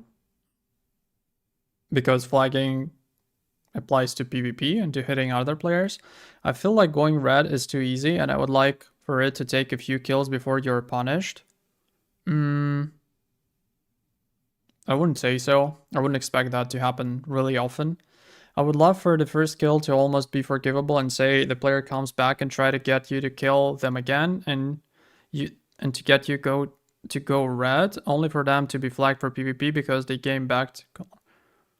No. Even though I don't mind, PK system being a bit more loyal and forgiving for PK than it is now, like based on what they have discussed in this conversation, I think you still need to go corrupt after the first kill. Do you only go red if the person doesn't fight back? Yes. If they fight back, they flag, and as long as you're both flagged, it's a PvP, not a PK. I don't think it's really... I mean, they don't have to fight back necessarily. If that's a healer, for example, he can heal someone who is flagged. Or if that's a bard, he can... No, what if you heal yourself? No, it doesn't change. If you heal someone who is flagged, or if you buff someone who is flagged, I think, well, they copied it from Lineage, so I assume it's going to be the same. So you can't... There will be no opportunity for a healer just to, heal someone who is flagged or PK and remain, non-combatant. And if you heal a PK player, you're gonna go flagged as well. Not PK, but flagged.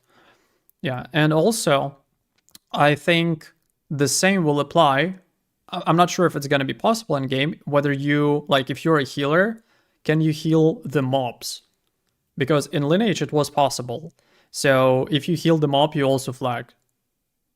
So I don't know if it's going to be the case here. Really a question there. I just me making a statement. Oh, okay, got it.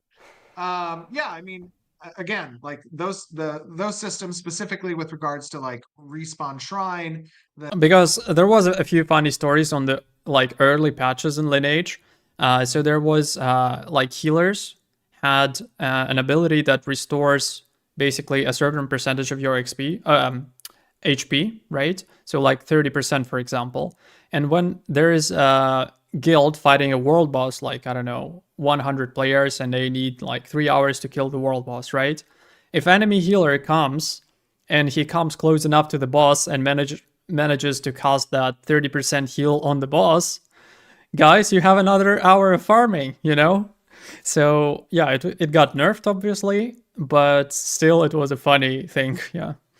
Oh no, so what if you are a bard in a party with someone and they decide to go red? Do you buffs link to you? I mean, if you are in a party as a bard and someone gets like corrupted or purple and you buff them, you become flagged as well.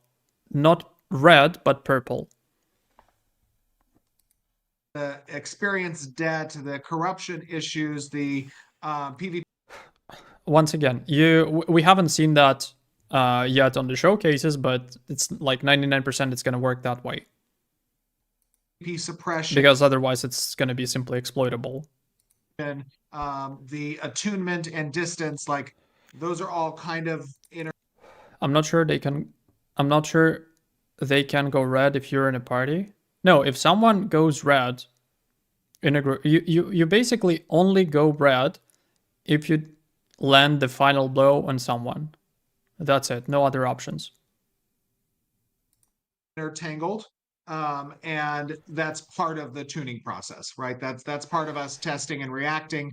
A lot of these issues that you mentioned are issues that we obviously see that are being addressed in one way or the other as an update that people will get to interact with, and we test the tuning on. Yeah. Someone asked in chat if dueling can you ask if we are going to get a dueling system so we can so we don't have to run to the Badlands and to not get corrupted. Actually, speaking of dueling, when I was watching the Linehold showcase, I was said like it's not that big of a deal that there's no dueling.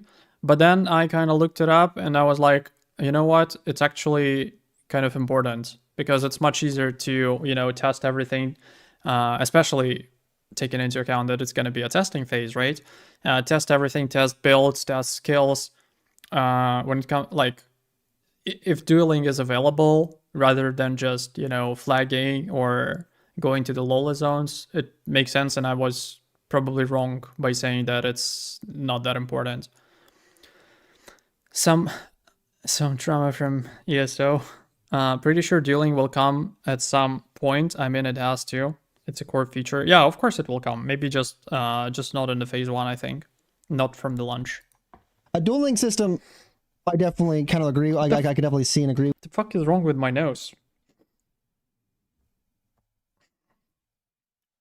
With instead of having to like, oh, we have to go to a shrine and we just have to and also you don't have to worry about EXP debt for just like trying to like trying to test some things out.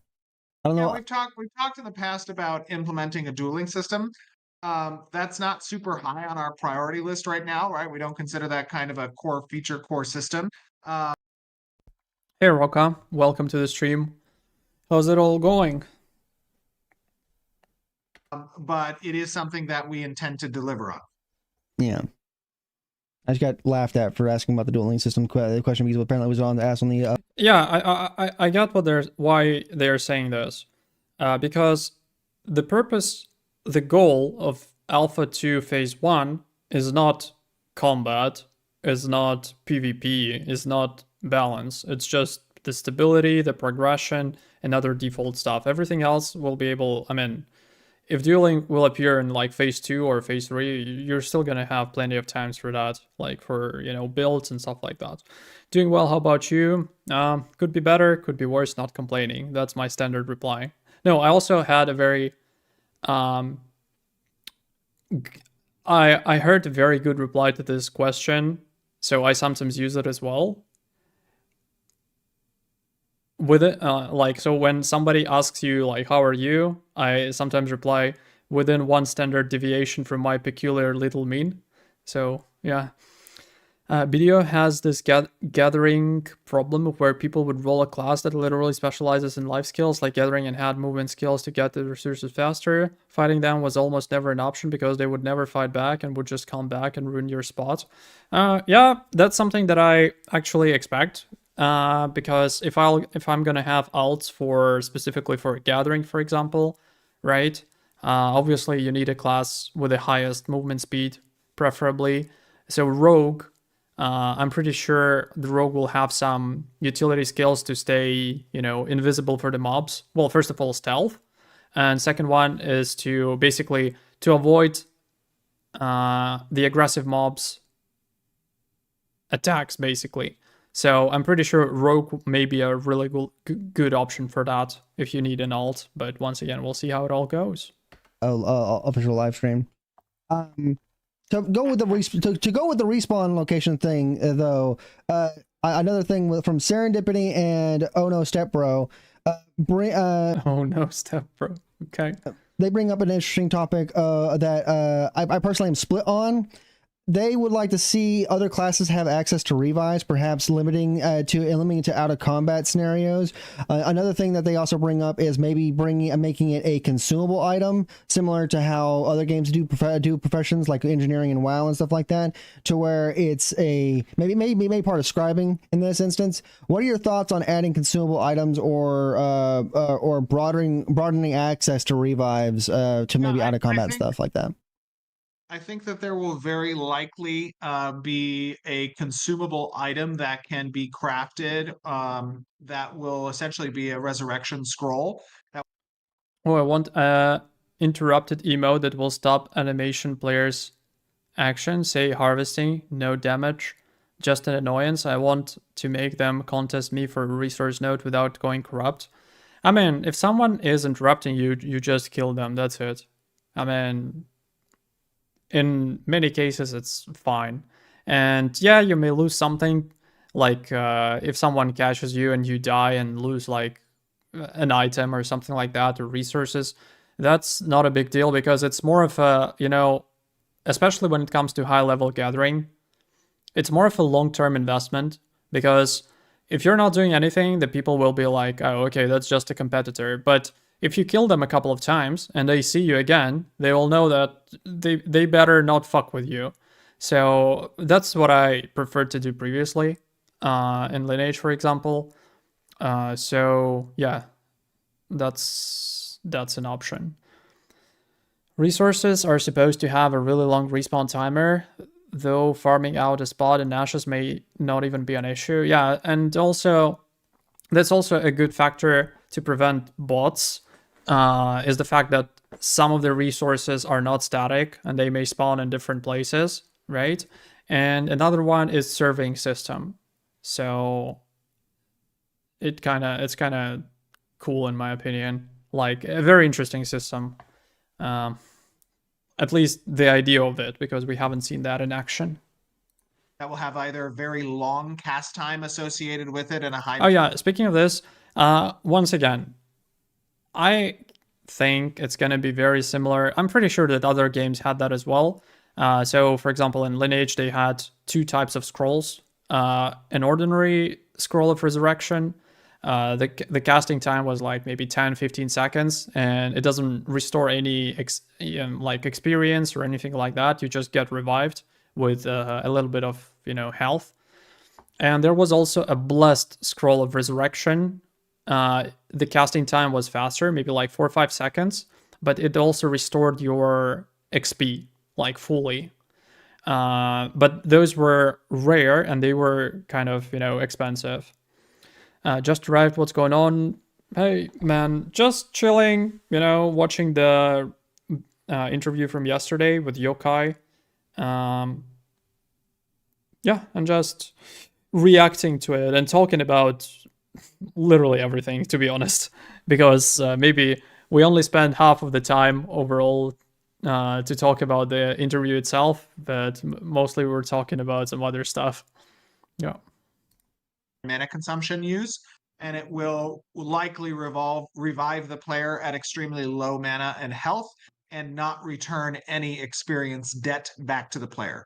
But if we're talking about resurrection as an ability, that lives squarely within the cleric realm, and obviously, and it is supposed to be like that. Maybe it can be a cool feature for scribing artisan skill if you can create like a higher grade resurrection scrolls that restore your like a portion of XP depending on your skill, so that maybe like 20% of XP, maybe 50% of XP, or maybe if you are like a grandmaster of scribing, that can be even like 100% of your experience. So can be a cool thing. That gets expanded out when we talk about the class structure and the 8 different types of clerics that there will be. But the cleric is going to reserve the ability to return experience debt to the player on resurrection. That won't be something. I'm curious, how fast do you guys accumulate those radiation points? How many do you have now? Something that we delegate to an item. Yeah, I'm very much a fan of the pick me up system, kind of like how you 300? see in New World or like Guild Wars 2. Yeah, I but very yeah. much like that. You just joined, so you only have a few hundred, probably. I'm wondering about the others. This is your last chance. You're downstate, and you better crawl away or just get dinged for damage. Yeah, because I also want to test the rewards for the points. Not the default rewards, but the the one that is like stay hydrated, for example, or something like that. How do they work, and like what will I see, for example? 730. Okay, cool. So, I mean, it doesn't have to be a thing in Ashes, but I'm very much a fan of that, pick me up system. 300 points. Because it's very easy to just, no knock those people off if you are the aggressor. You've lost a little bit of radiation. And it also allows you that kind of cheeky gameplay to drag your character back behind the rock and just, hey, get me up, please. This might be a hot take, but I'm nice. not a big fan of the pick me up system. I'm not a big fan of it either. I'm not a big fan of it. I think that I think that look, resurrection. Oh, you know what, guys? I haven't really thought about it, but if you have some cool ideas about the rewards for the points, that will be like, I'd be glad to see your suggestions, because anyway, you are my basically first viewers, you know, and first followers. So if you have any ideas about that, I would gladly listen. Digital Junkie, thank you so much for following. Appreciate your support. Welcome. Hope you're having a great day. And yeah, if you have any suggestions, feel free to drop them in like either in chat or just drop me a line on the Discord server, and we'll think about something, because I saw that it is possible to add some animation to the like that you can trigger like a short video that can be triggered with like with the points basically, right? And I'm thinking to add something like this, but I'm still kind of, you know, looking for ideas and at the same time learning how it all works, because today I was like, okay, I need to add emojis, and I'm like, okay, how do I do emojis? It wasn't difficult at all, but it's still, you know, it takes time to figure out how everything works and where you're supposed to click, etc. Some audios that Narc uses are cool. I don't remember that, but maybe.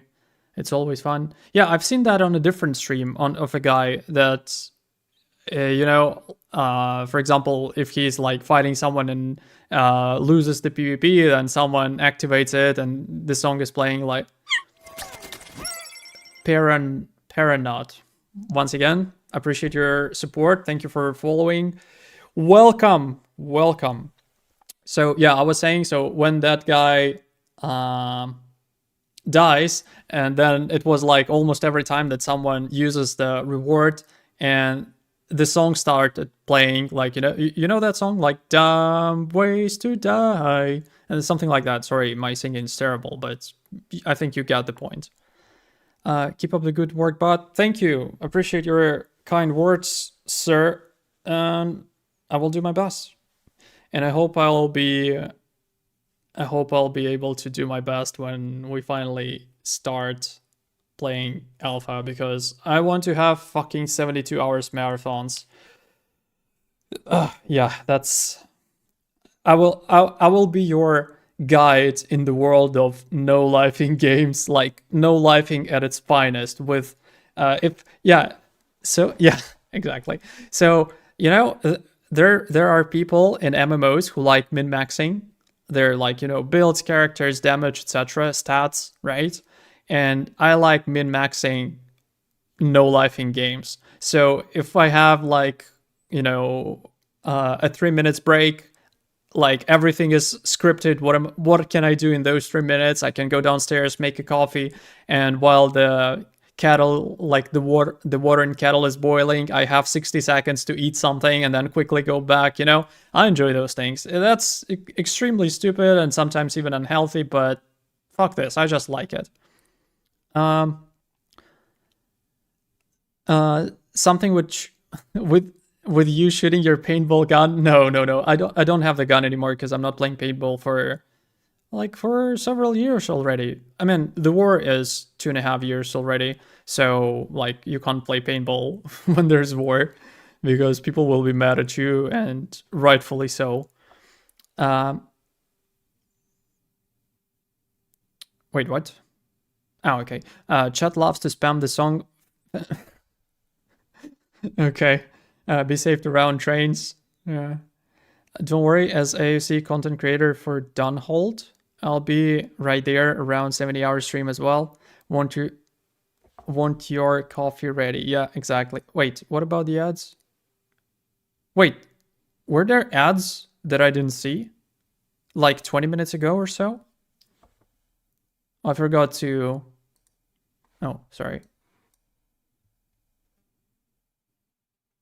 Okay, yeah, probably I missed. Apologies for the ads, but that's, I guess, inevitable. I remember when Twitch had no ads, it was such a blessing.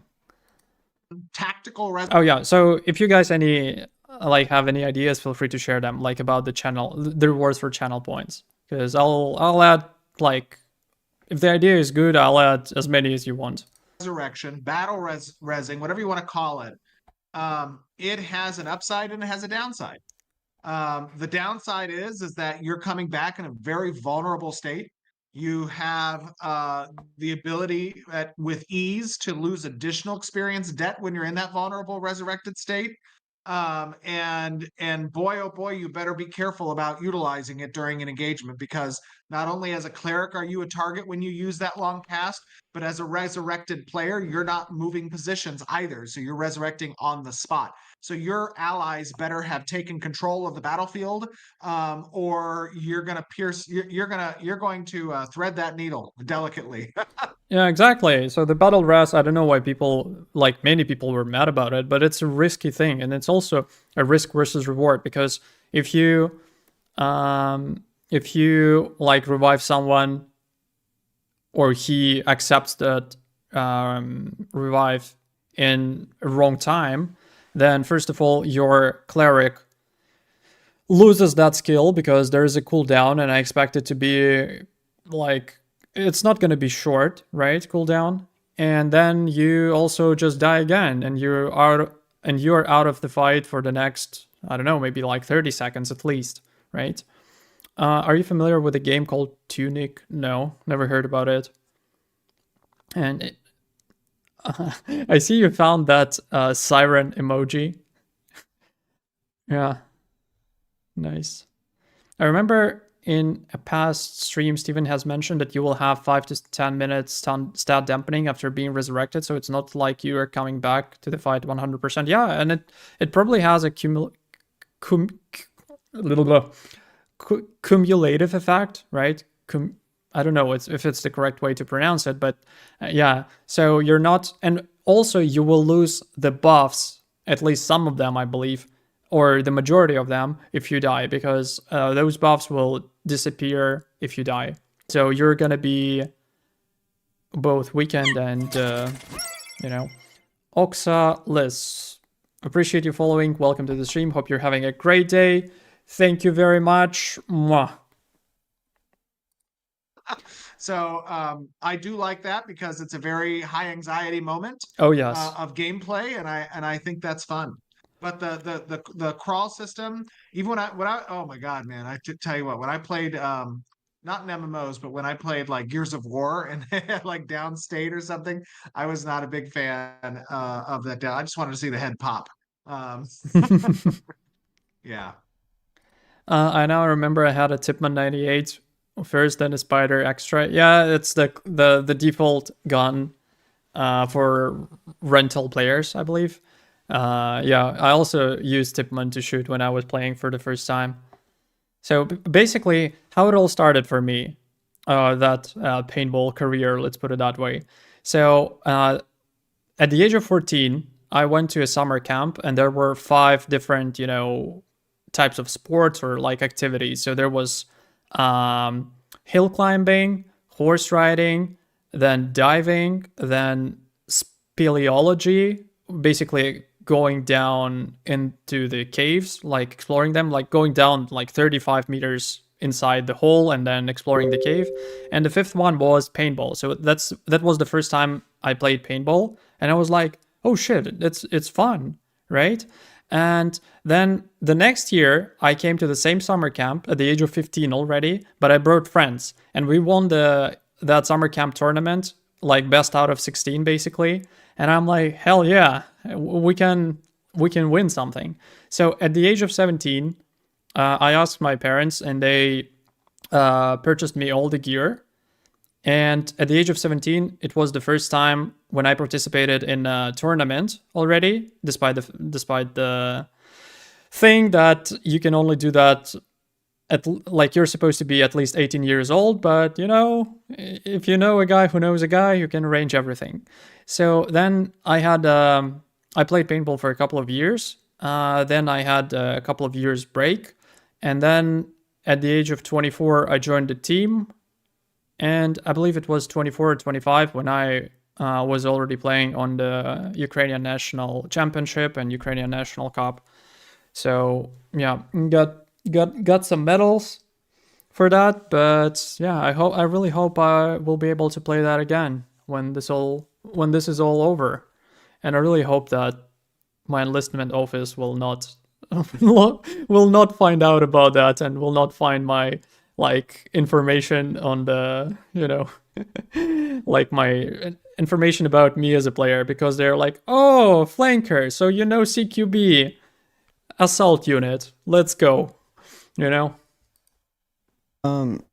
I love your current Resurrection, the game, by the way. I like it. It's extremely big, noticeable. Like I agree with you. Combat res is a very like a big thing, and it's a very big thing in PvP, especially people being able to see that's going on is important. Where I can hold contention, where I hold like a split opinion on that is like, if there are going to be res scrolls, then give cleric an extra skill.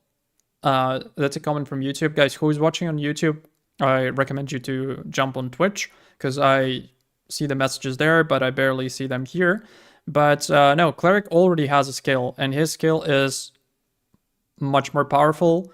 Why? Because at the default, like, you know, stage, like level 1 resurrection brings you back to life with 25% of HP and 25% of mana. But if you like allocate more skill points into that skill, then level 3 will bring you back with 75% HP already. So no, cleric skill is still like better. And I'm wondering if they will have a mass resurrection skill, because the interesting thing is Lineage had healers in Lineage had a mass resurrection, but it didn't only apply to the group, and it didn't apply to your clan. It applied to the whole fucking alliance. So by casting and timing the mass resurrection properly, you can potentially revive 100 players, right? But it had a long cooldown, like about maybe like 1.5 to 2 minutes or so. Caves spelunking, maybe, but I guess the if I recall correctly, the science, I'm gonna Google that word that you used. The science that like that studies the caves basically is called speleology. I don't know how to pronounce the word correctly in English. Hang on. Oh, spelunking. Fuck this word. Like, if you're talking to me, can you please like use, you know, avoid using those fancy English words, so you can just explain them like big hole, ground, you go in, you know, and like that. I will understand that. But yeah, resurrection scrolls should be made by scribes at high level or something, you know. Yeah, yep. Like if your cleric goes down and you're deep within Carfin, say, and you have to go all the way back out of Carfin just to grab your cleric, is where yeah, exactly. That's the moment when I replied, just have 2 clerics in your group. Simple. It doesn't necessarily mean that like you will have, well, obviously you will have at least 1 cleric by default, but maybe the meta will require you to have 2 or maybe even 3, who knows. Spelunking just means cave exploring. Yeah, exactly. Did that come up? Haru Charm, your first message. Welcome to the stream. I would like this. That 1 scribe in the guild becomes so much more useful. Oh yeah. Oh yeah. He will be useful, I guess, anyway, for the scrolls and for enchantment scrolls, especially in the end game. But yeah, I could see scenarios to where like an out of combat res would be very, very helpful for not feeling it waste people's time. Yep. Yeah, and that's why I said, like, I think that we will have an item that you can craft that will be available to use. Awesome sauce. Love to hear that. Kenny asked, how do you see that the 25th is going to go, Steven? What's your opinion on the 25th? I think that you know, we're making a lot of good progress right now. I think that, as you guys can see as testers, right, week after week, there's, as you said, you know, a lot of updates, a lot of changes, a lot of fixes that are going in. Sometimes when you submit fixes, you get new bugs. That's the nature of game development. Yeah, boys, if there will be ads coming, just let me know, please, in advance so that I know, because I may accidentally miss that. So yeah, I would appreciate that. I like how Steven picked his background to match the scene. Yeah, the background. I noticed that when we started watching. Yeah, the background looks solid. I just hope that there isn't only one life artisan skill that is really profitable, like biochemist in Star Wars. Everything else really isn't that profitable. Need more consumables. I think that's just his house. Yeah, exactly. I'm pretty sure this is his house. Well, yeah, but I guess they will balance it, and you will like all, or at least the majority of their artisan skills will be relevant. I think scribes will be super important. They probably will also be needed for all kinds of declarations and stuff. That's entirely possible. Yeah, but probably there, like, you won't need like many of them, but having at least one in the guild is kind of, I mean, at least having at least one of all artisan skill in the guild will make sense. Yeah. And we can't always predict what bugs are going to happen as a result of that. We can't predict how long it's going to take to fix a bug. We cannot, predict what is going to break when we open the floodgates outside of the A1 testers who are currently testing right now. But what I am confident about is that this approach we've taken, I get a lot of people are concerned, hey, there, the state of the game, there's a lot of bugs in it. It feels like an alpha. Well, that's because it is an alpha. And an alpha is going to have bugs, and an alpha is going to have some stability issues, and an alpha is going to have some performance issues, especially at the start of the alpha. But what we've committed to as a company, as a project, is to show those things. And to Yeah, so what I think, once again, maybe I'm wrong, I believe I mentioned it yesterday. If they succeed with two things, which is, first one is server stability, and second one is combat.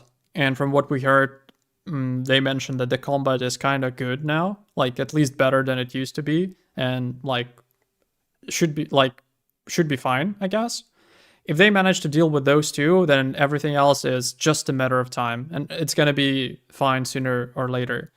I've tested so many games, it doesn't matter how many people you tell or how many times, they don't understand what a real alpha. 100%. Totally agree with that. To allow the players to be a part of that process. And so, my confidence is high that the team is going to continue to perform in the way that we have been over the course of the last few months, which is a highly reactive situation. NDA got lifted today? No, NDA got lifted for these guys who are the testers. So throughout this interview, they spoke about the stuff that they are not supposed to talk about. Basically, that's the thing. That's what this is all about. So during this interview, they shared their experience that is normally shared on the private forums and on Discord channels. And really, this is us. Yeah, by the way, welcome to the stream. It's your first message. Hope you're having a great day. Welcome. Flexing our muscle for, live ops, which I think is the most integral component of an MMORPG, is how well the team can live ops the game. I'm waiting for the next weekend. You're not alone, my friend. You are not alone. Oh, it's 15th, like October 15th for me, which just technically means we have like 10 days. I have 10 days. So yeah. They should add a starting message to the launcher that forces the player to check a box acknowledging that they are playing a true buggy alpha. Sounds like a good idea, actually. Yeah, that sounds like a good idea. I'm not sure. Well, you know what? I'm actually making a note about that. Maybe I'll write it on the forum. Hang on.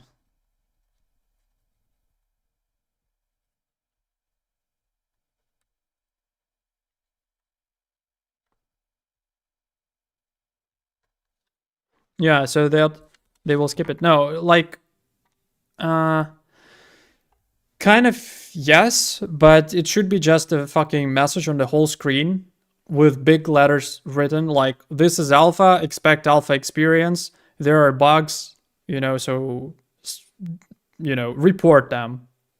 So yeah, that's a good idea actually. And as a company right now, we are really flexing that muscle. In the testing forums that are going on right now, one of the big hot topics has been they shouldn't drop whether or not you guys should drop the NDA on phase 1 and stuff like that. That's even going on in chat right now as well. I'm of the opinion, like, I love how the PTR is going. I think you guys make massive changes. They will need a bug report tutorial, like everyone would need that. Maybe watermark it somewhere during testing. It was on the last test I did. Yeah, maybe a good idea. Yeah, as well. Hang on, gonna add that as well.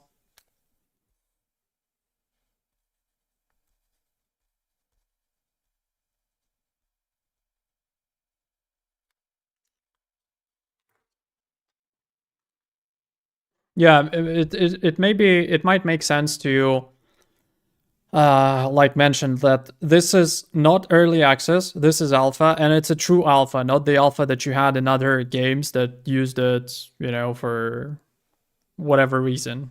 This is true alpha. I think you're going to get fire either way. I think there's going to be people that like 100% like understand where you guys are coming from and oh yeah, also someone. Sorry, I'm like Steven now. I'm coughing. So previously I made a point about the NDA for phase 1, and I was like wondering whether it's even possible because you know, it's one thing when you have like PI testers who paid a lot of money and who are invested in the game. It's much easier to control them.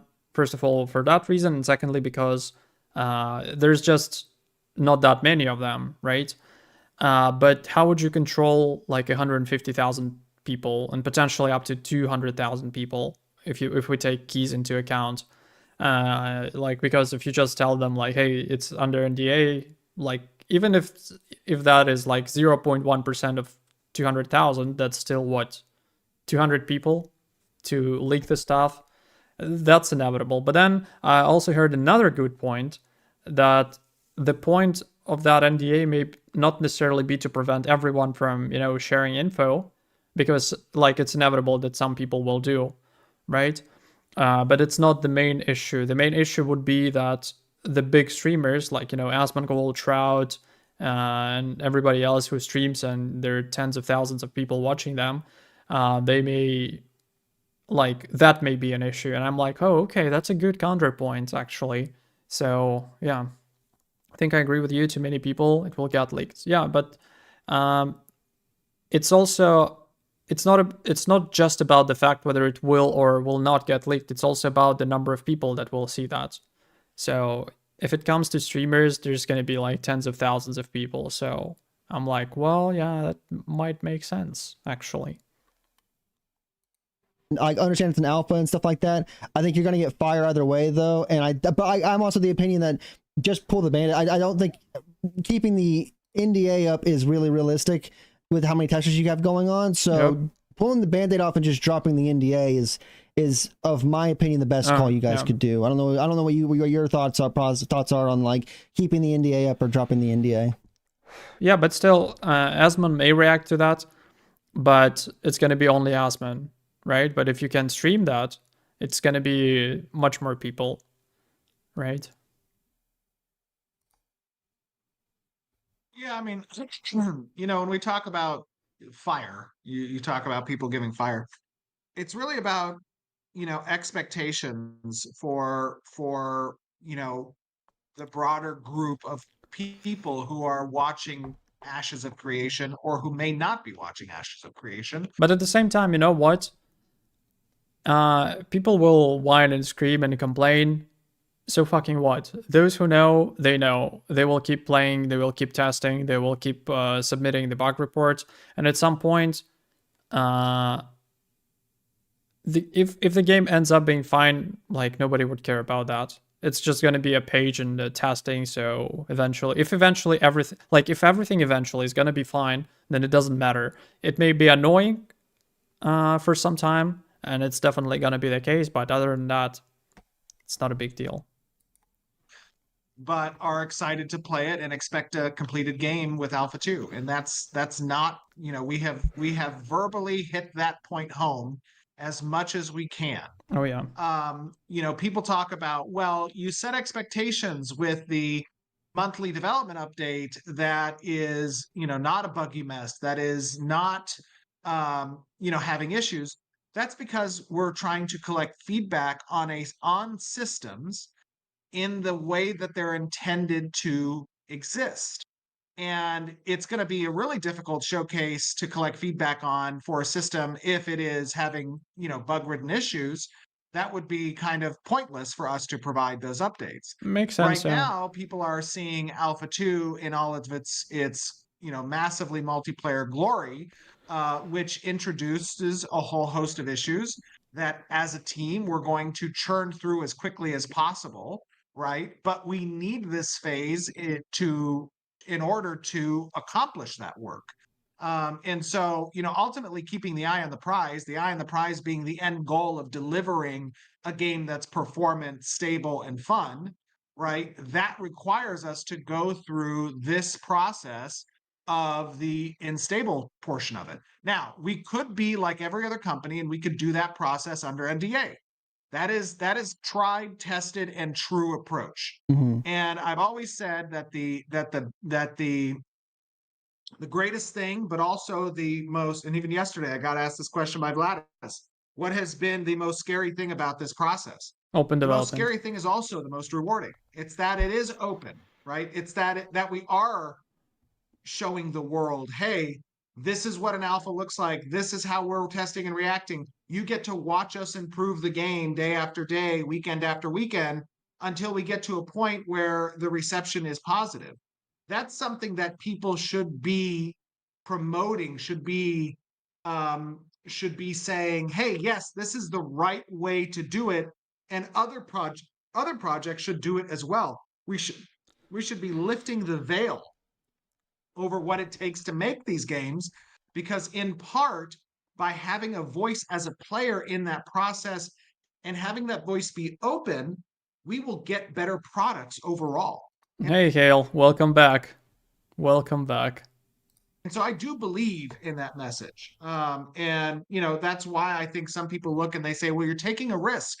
You're taking a risk by people. Yeah, there will be a VOD for sure.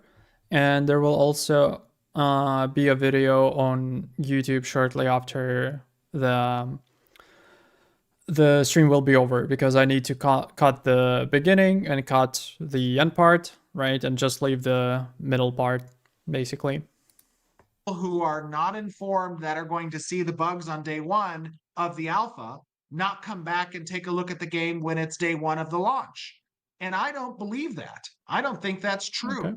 I think that people will look, and there will be people who are uninformed that come and they say, oh, it's, the game's a scam, or it's not complete, or what have you been doing for the years? Like, I don't know how to express enough. Yeah, I'm back too. Was cooking the midnight snacks, sorry.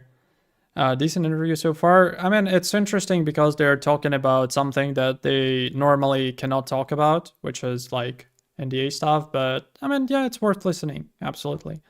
Yeah, I like, there's something that I don't like and I can't really do in my life, and that is cooking. So I've arranged a food delivery for myself, and I trained the delivery guy, if that's the right word for it. So I got that food delivery 3 days a week, because like in each package that I got, there are like 6 containers with food, 6 boxes basically, and it's like more than 3,000 calories in total, and I don't consume that much on a daily basis. So I have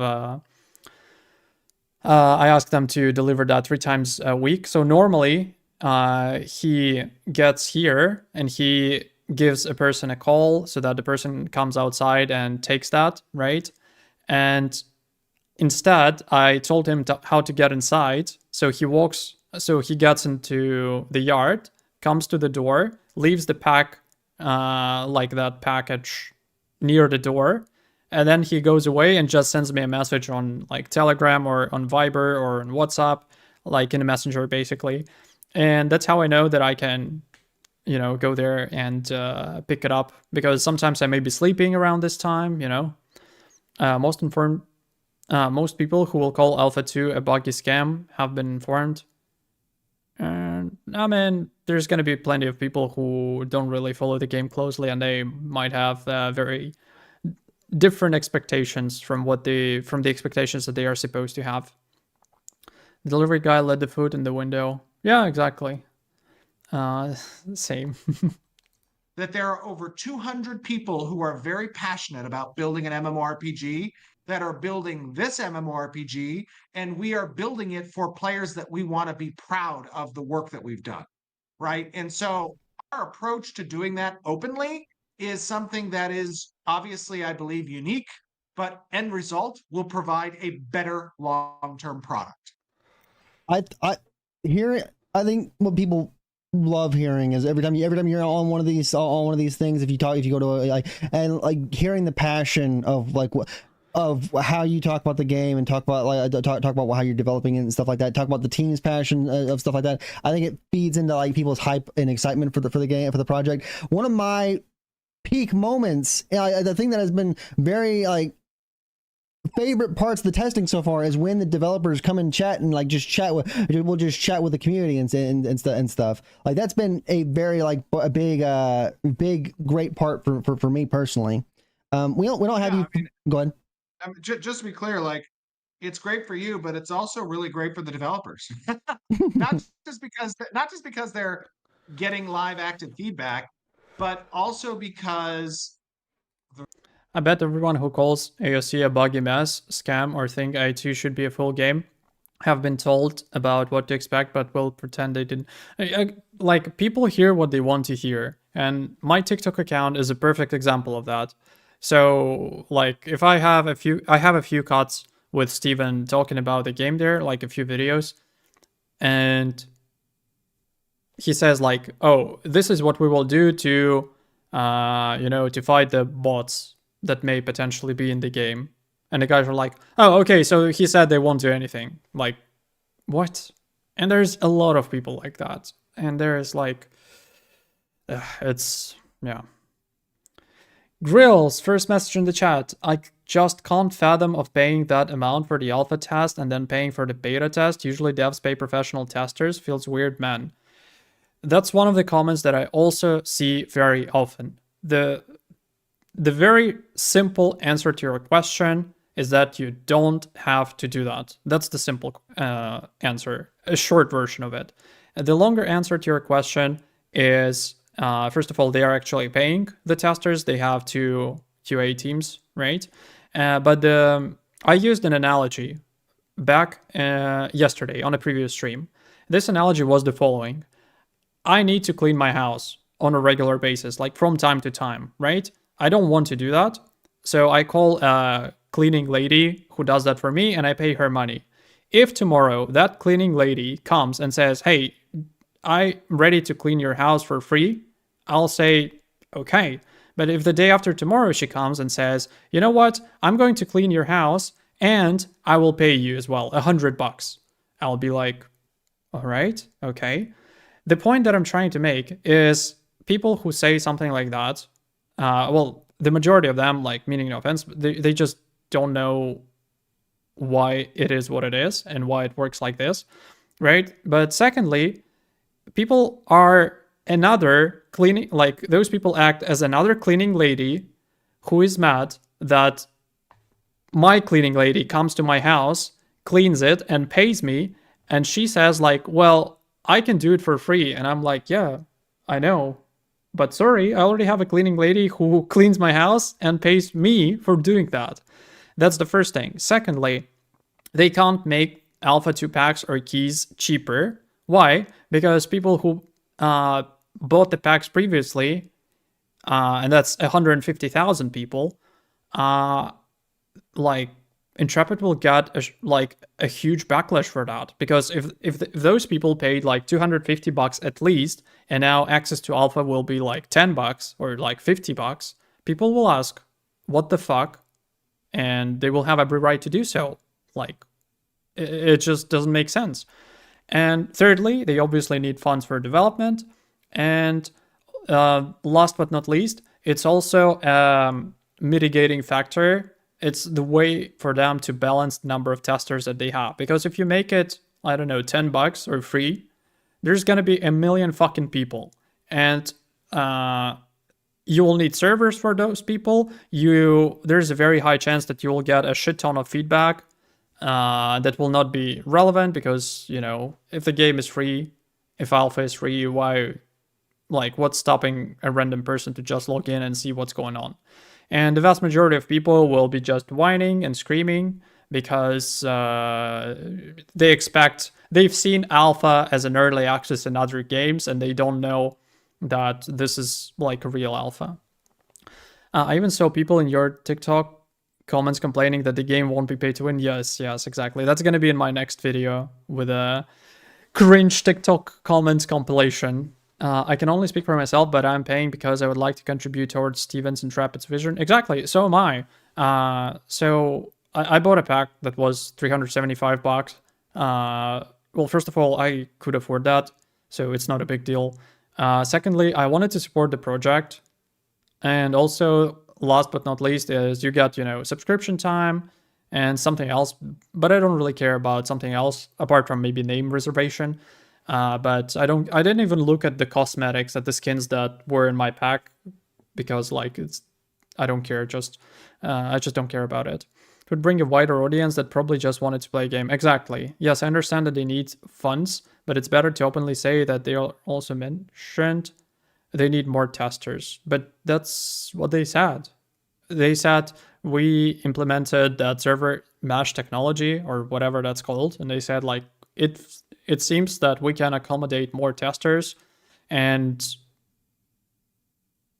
like it's not a secret to anyone that, you know, it's better to have more funds than to have less funds when it comes to developing a game or, you know, any project or product, etc. So like in my opinion, maybe I'm wrong, but anybody, you know, with a functioning brain, it should go without saying, right?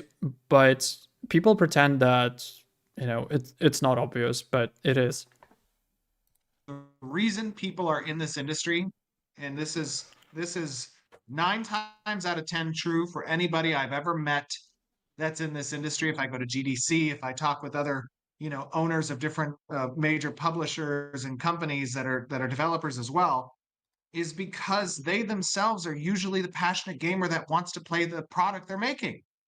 And hang on, another comment from that gentleman.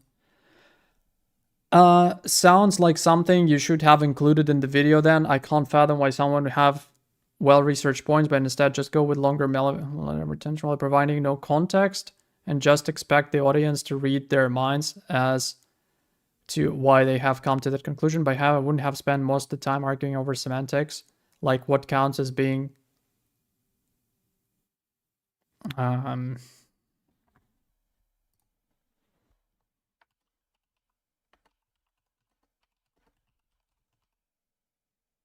Diggs knows the contacts, and we were mostly, and I was mostly talking to him,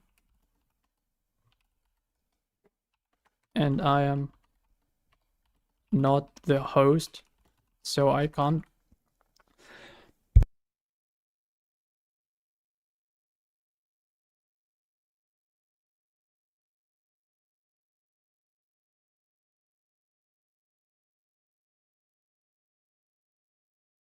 During the, sorry, I forgot to turn on the mic during the podcast.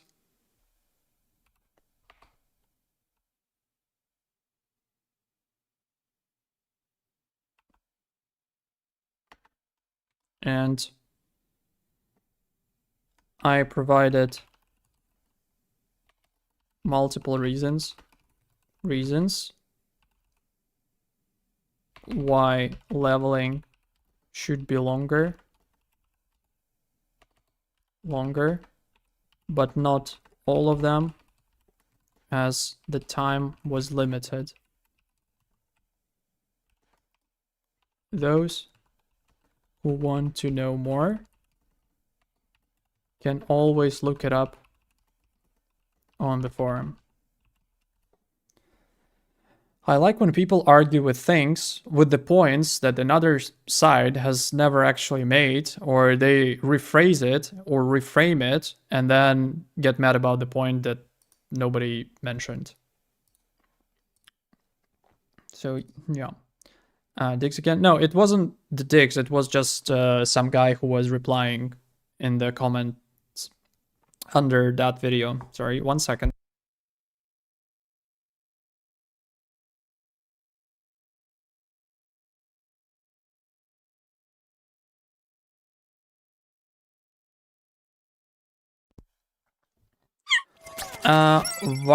Vargan Gaming, thank you so much for following. Appreciate your support. Hope you're having a great day and hope I'll be able to make your day a little bit better. Imagine Fortnite added something to their game that I don't like, a mechanic or a skin or something. Will you see me going to their social medias and complaining about their development? Nah, Fortnite isn't for me. I just don't pay attention to it. It would be crazy for me to get upset about something when I'm not the intended audience. Exactly. Like, I don't I don't say anything bad about World of Warcraft, but it's just not a game for me. I don't find it particularly attractive for myself. That's the reason why I never played it. And if it's the game that I never played and will never play, why would I spend a single second of my time that is very limited to argue about something in some World of Warcraft forum? Like, makes little to no sense.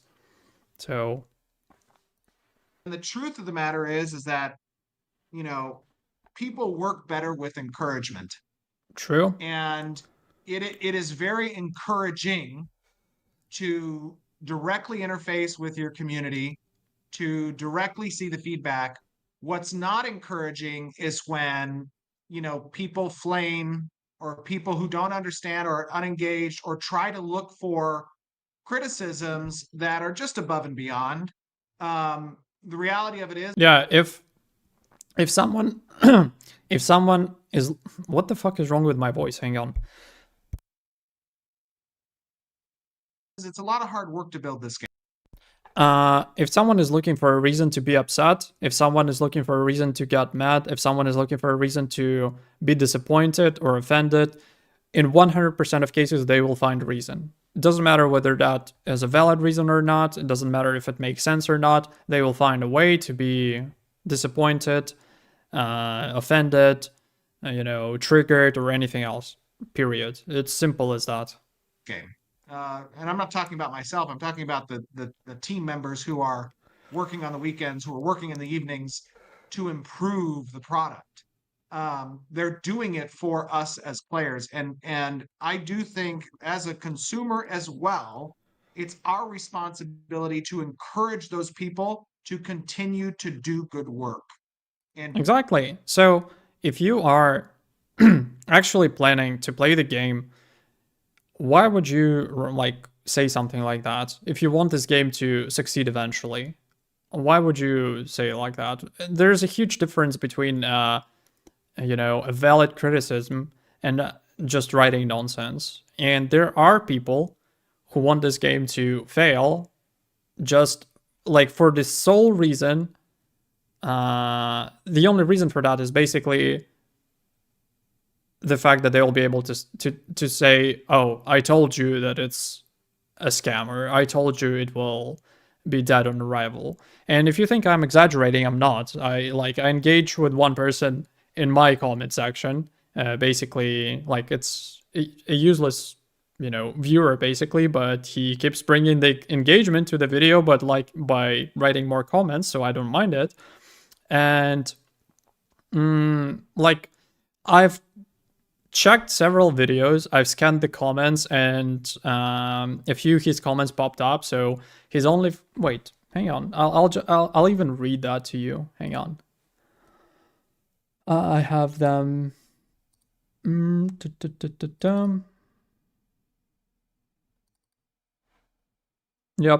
I'm this dude.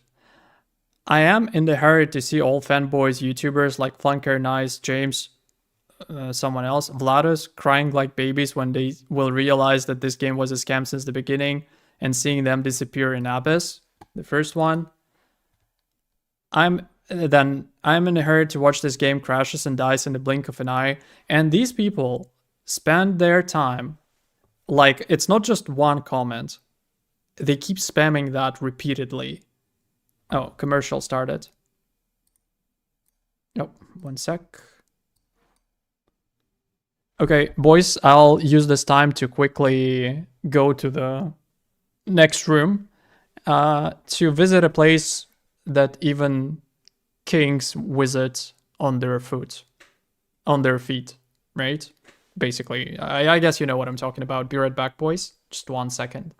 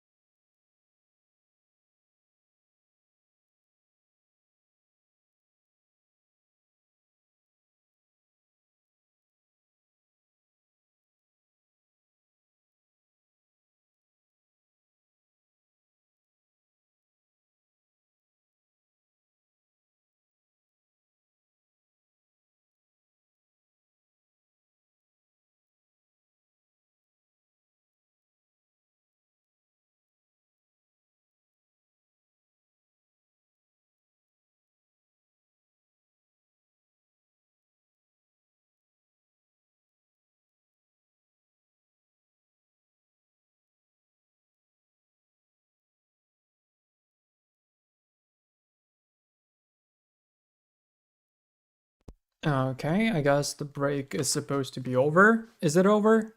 Is it over, guys?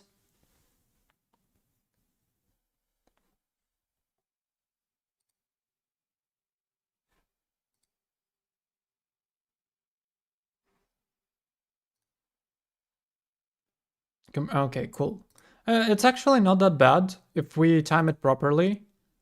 Then I can, have a minute to take care of my private needs, let's put it that way, and to maybe like take a coffee break or something. So yeah, thank you for notifying me about that because I missed it, obviously. And we are back. Part of that encouragement is providing feedback in a healthy manner. Yeah, I think with the state of the MMO industry, there's a lot of people who want a game, and as long as the game comes out good with most of and sticks to its core values, I think that you're going to be very, very hard pressed to turn this. Oh my god, that person just doesn't stop. Hang on, let's listen. What your words can summarize any supporting evidence. You have to support your point. Not being the host in the podcast doesn't prevent you. Yes, it doesn't. It doesn't, but the time limit does. We barely managed to cover about a half of the points. The points that I planned to talk about.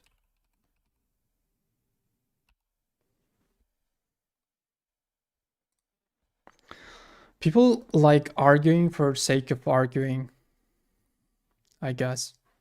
I also echo that sentiment with Yokai. No, it's not the forum. It's the comment section under the debate video. I mean, shout out to Planendorf, to Andrew, to Jacob. They have been champions. Yo, Flanker, you look exactly how you sound. Enduriel! Hello, brother! Hello, it's been a very long time. This is a guy... Meet this guy. This is a guy from back from my good old days in New World. We were in the same faction. We fought side by side in the first wars. And yeah, glad to see you here, brother. So yeah, how's it all going? And they get up early in the morning and they're like, "Are Kobe you guys too. Still awake?" Yeah, Kobe too as well. They get up in the morning and they're like, "You guys are still awake?" And it's oh yes, that sounds quite like me. That's gonna be me. That's gonna be me with the fucking 72 hours long streams. Is there actually a time limit on Twitch? Like how long the stream can be? 4 a.m. and we're out there killing mobs, and they're just like, "Oh man, you guys found this bug for me, and we're working hard on it now." So, Flanker, what server did you play on New World? I started on NAV, like NAV, like November Alpha Victor, right? And then I moved to Bifrost because our server was dying basically. It's just been a great experience for that. When it comes to negatives that you guys were discussing, outside of your kind of what's expected for an alpha. Pause you there for a second. Go ahead. We have 3 minutes left. Yeah. Okay. Yeah. Going good. You got me interested in the thing, so I'm casually listening in. Still don't think I'm gonna get in the first alpha wave unless it's really amazing, but probably second. I don't know if you know about that. So there is a giveaway. They're giving away 100 alpha keys for the first wave. If you haven't bought it yet, consider participating. It's very easy. It takes like 2 minutes or so to complete the tasks. And at least the last time I checked, there were not like super many entries. So the chance of actually winning a key is not that small. I mean, it's obviously not very big, but still it's kind of doable. Did you ever play on US East Marama? I feel like I saw her name now that I think about it. No, I never played on US servers, like NA servers, only on European. Yeah. So Robert, they're very. Oh yeah, so yeah, make sure to participate in a giveaway. It's very easy and it can save you some money. A few things that I just find negative as far as like. Hang on, I'm gonna actually find a link for you, like a direct link, so that you don't have to, because okay. The website is under the maintenance, but it's very easy to find. Just go to, so basically you just go to the website, then go to the news section, and there's gonna be a post about giveaway, and like everything is easy. I'm pretty sure, like if you manage to play a New World, then you'll be able to understand how that all works. This is really bad, and the game needs to, or Intrepid needs to stop and fix this right now. It's a lot of it is just little stuff like you guys said that are akin to an alpha, but little bugs, different hiccups when it comes to memory and things like that. But that's to be expected. But overall, the experience of just being in the world, playing the game, and working through that process has been more than enjoyable. I wouldn't be sleeping 4 hours a night, sometimes 2, for the past, I don't know, week or whatever. If I That's the way. That's the way. I like this guy because that's a true no-lifer gamer. Yeah, I can relate to that. wasn't enjoying myself if I wasn't having a good time, and a lot of that. And not only that, but I want a game to captivate me that badly, so I am actually getting pleasure from those surviving 2 hours of sleep. Well, it's a scheduled maintenance, and that started earlier today, and we'll go for another like 36 hours. Huh? Hang on. Let me check. Status and maintenance. Website will be down for on Monday. Oh. Estimated downtime is 48 hours. Hell yeah, but it doesn't matter. Just make yourself a note because... Yeah, I just checked it. Make yourself a note because the giveaway lasts till October 21st. Wait, maybe I can... Hang on. Maybe I can find a direct link to the giveaway page because it's not on their website, you know? Giveaway page.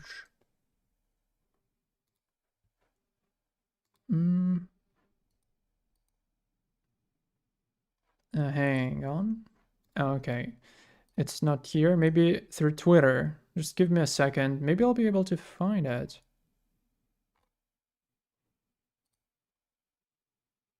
Ha ha ha ha! Told you. Oh, wait. I'm not sure whether it's gonna work, but at least here's the direct link for you.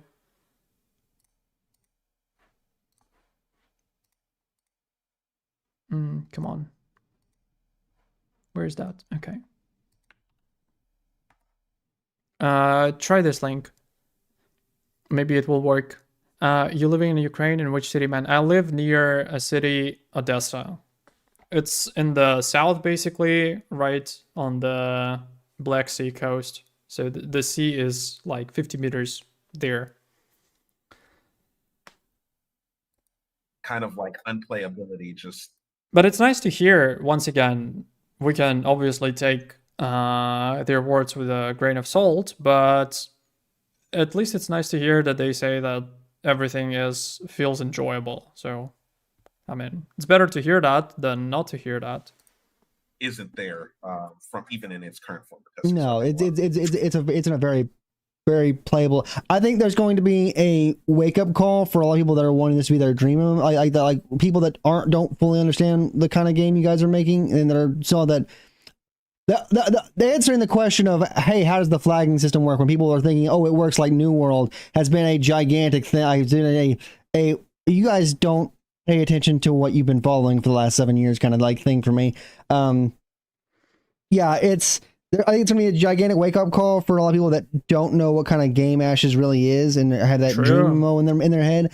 But you know, it reminds me of a difference between a book and a movie. Because if there is a beautiful princess in the book, everyone imagines a different version, their own version of that beautiful princess. But when there's a movie using that book as a, and there is an actress who plays that beautiful princess, some people would be like, wait, that's not what I imagined in my head. She's not as beautiful as I thought she is, right? Or they just don't like the actress or something like that. And it's going to be the same thing in Ashes. Or the Netflix said, oh, please don't get me started. Please don't. You don't want to see me outraged. Right, man? Are you not scared? Or are you streaming from a bunker, perhaps? No. Like, I can't say I was, like, genuinely scared. It was a little bit...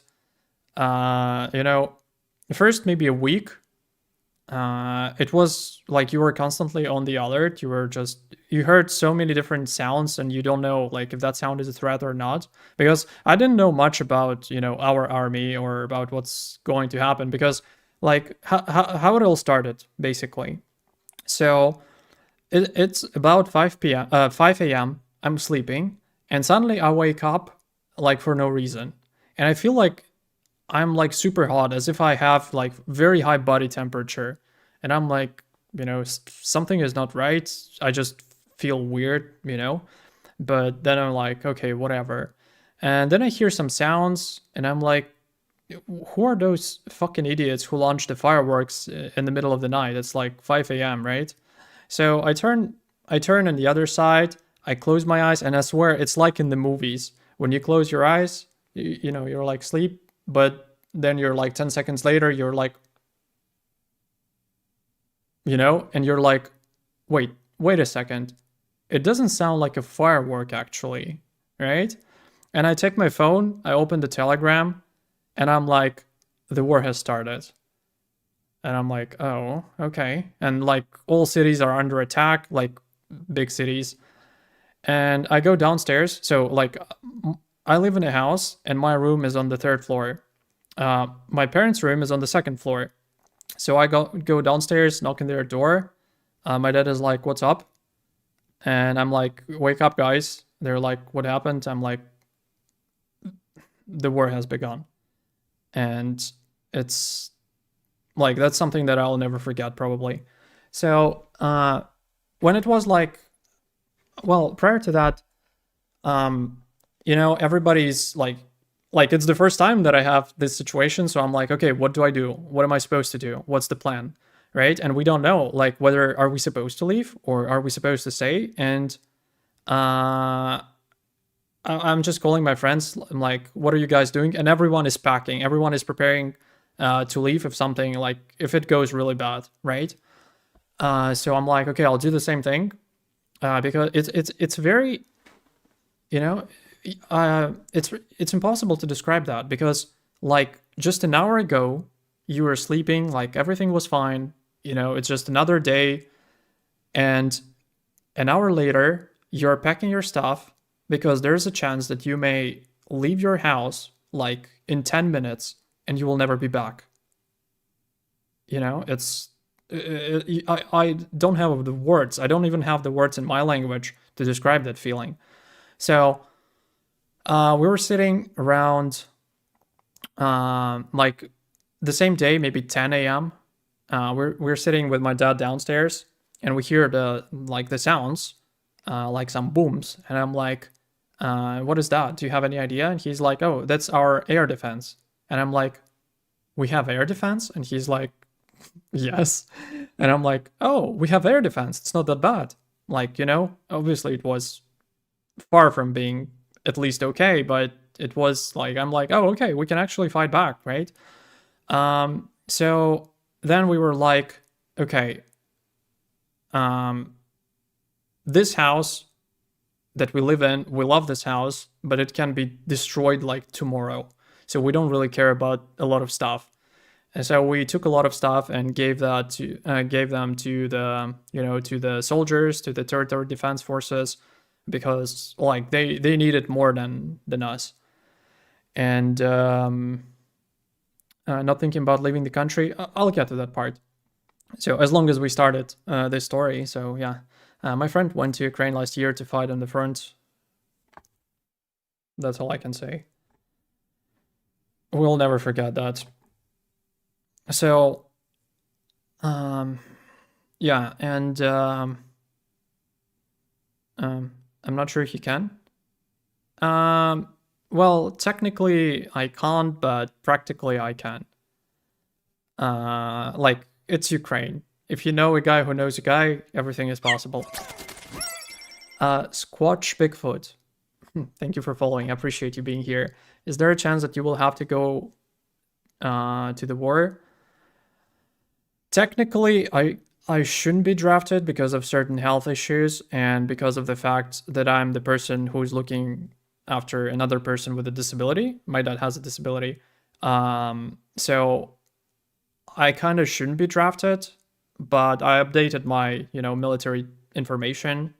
And, you know, not everything not always works the way it's supposed to be, so this chance is not equal to 0, let's put it that way. So basically, later that day, we were like, okay, what do we do?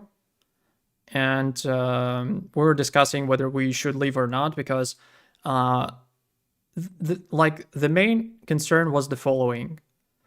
There were, you know, Russian troops, then there was a city between my city and them that is called Mykolaiv.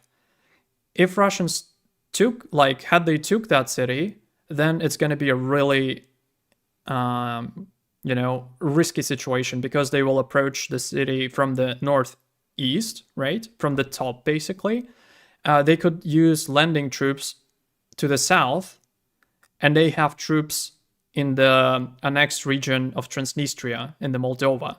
So that's in the west. So they can encircle the city, basically, from the northeast, from the south, and from the west.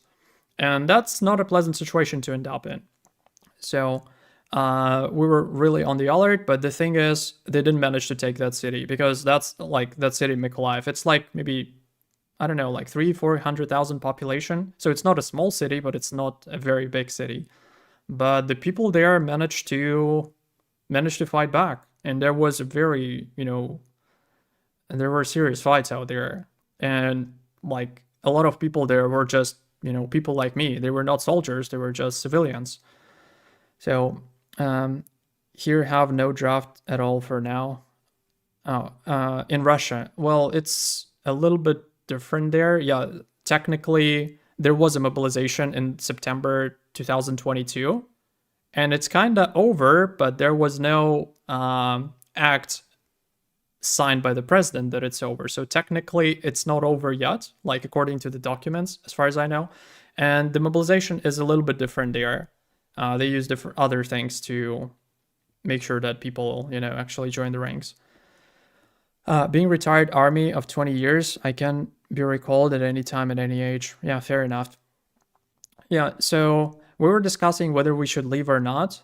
And obviously, like, leaving altogether seemed to be the best idea. But then I called my dad to talk one-on-one.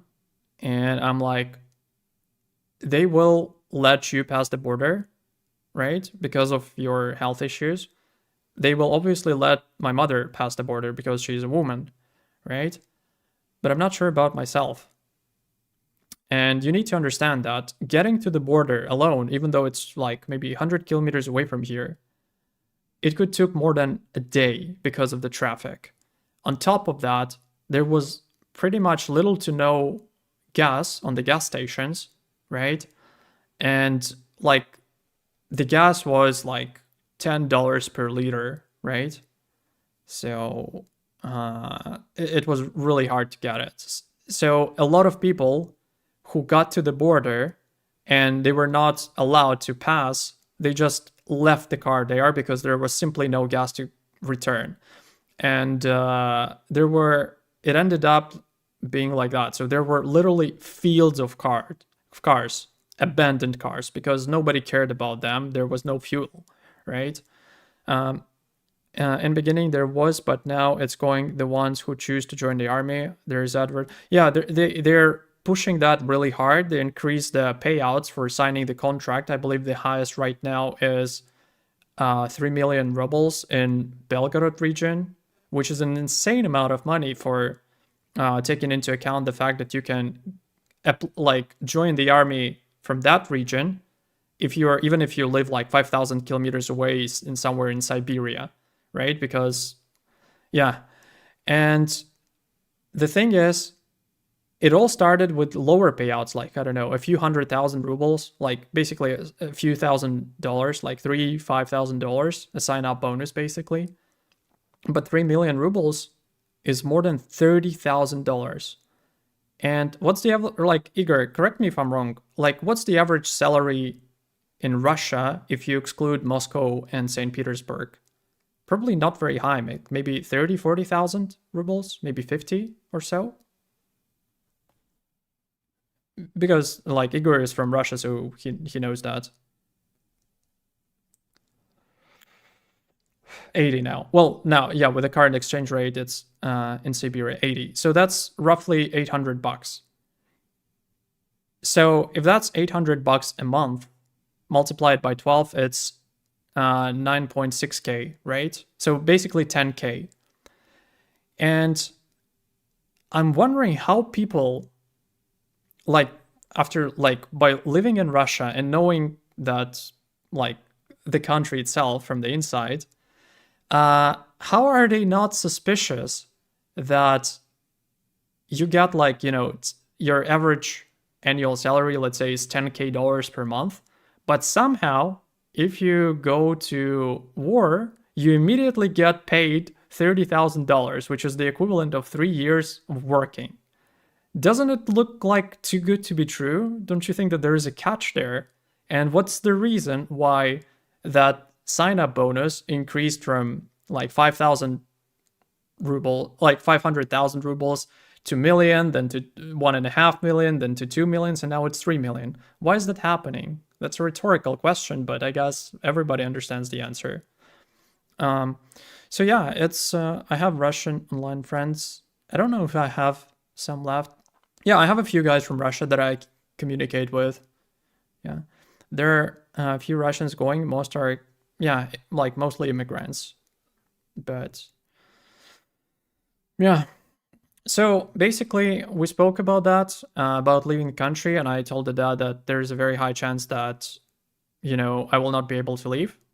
And it will make sense for me to stay here because I can look after my cat. And we also have 2 grandmas that are old. Like one is now 80, another one is 84. So it's better if someone stays here and we'll be able to, you know, help them if something is necessary. And obviously my mom was against it. And I told my dad, like, listen, we love our mom, but I don't think it's a situation in which we have to listen to her. And he agreed. So they left. And this is how I ended up being stuck home alone with my cat for 900, what is it now? Like 970 days or so. So yeah. But yeah, going back to your question, I mean, it wasn't really that scary. And at this point, like after everything I saw in these years, you get so desensitized that you just no longer care. Because like the things that I saw, the things like the stories that I heard, it's just, you know, I just can't tell them. Because first of all, you know, those are not my stories to tell. And secondly, some of them I may be able to tell you about like when the war is over. But it's just like it's very difficult to, you know, find a proper words to describe what's happening here and what happened on the occupied areas, because I have a few people who managed to miraculously escape those areas and get back home. Like, it's just like,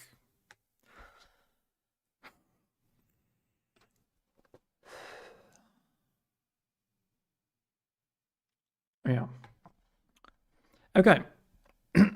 Anyway, let's go back to Ashes. I think that it's in a very good playable state right now, and I think that you're going to have a lot of people defend and understand like the state Ashes is currently and it is truly a alpha 2. Yeah, I agree. The biggest thing and my biggest gripe, and I will die on this hill, is the minimum. Hi from Romania. Curious to know if you've already decided on your main AOC role. I used to play Cardinal for years in Lineage 2, but I'm feeling more drawn towards the way Bard plays based on what we've seen so far. Wargun, welcome to the stream. It's your first message, right? There was something else that I wanted to say. Hang on. Yeah.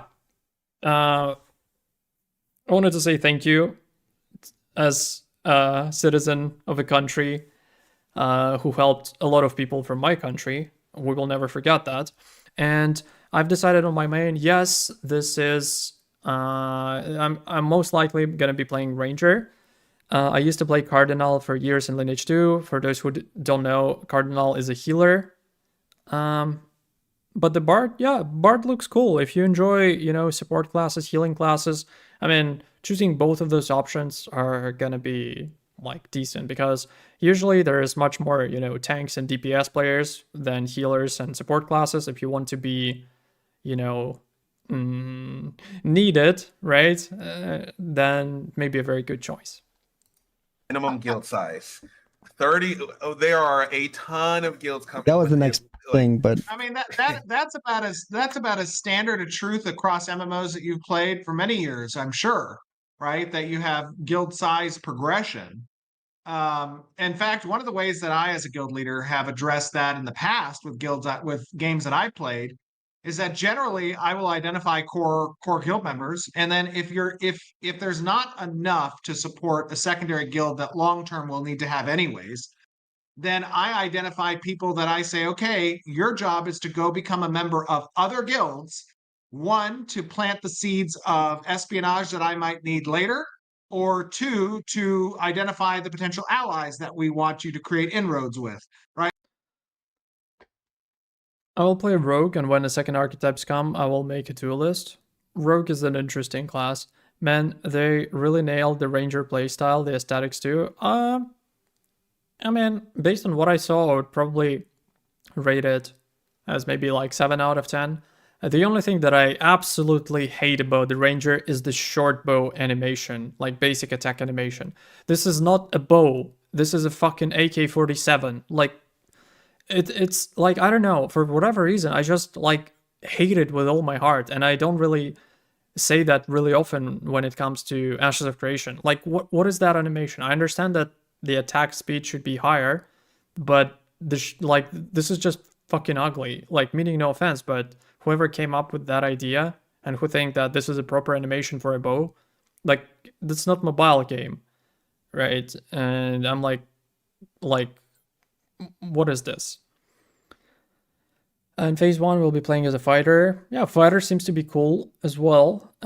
What is on Yokai hat? His face is covered up by recent subscribers. Oh, it's not on his hat, it's just his avatar, basically. Hang on. I'm gonna show you what it looks like. Oh, fucking hell. Sorry. Yeah, that's what it looks like.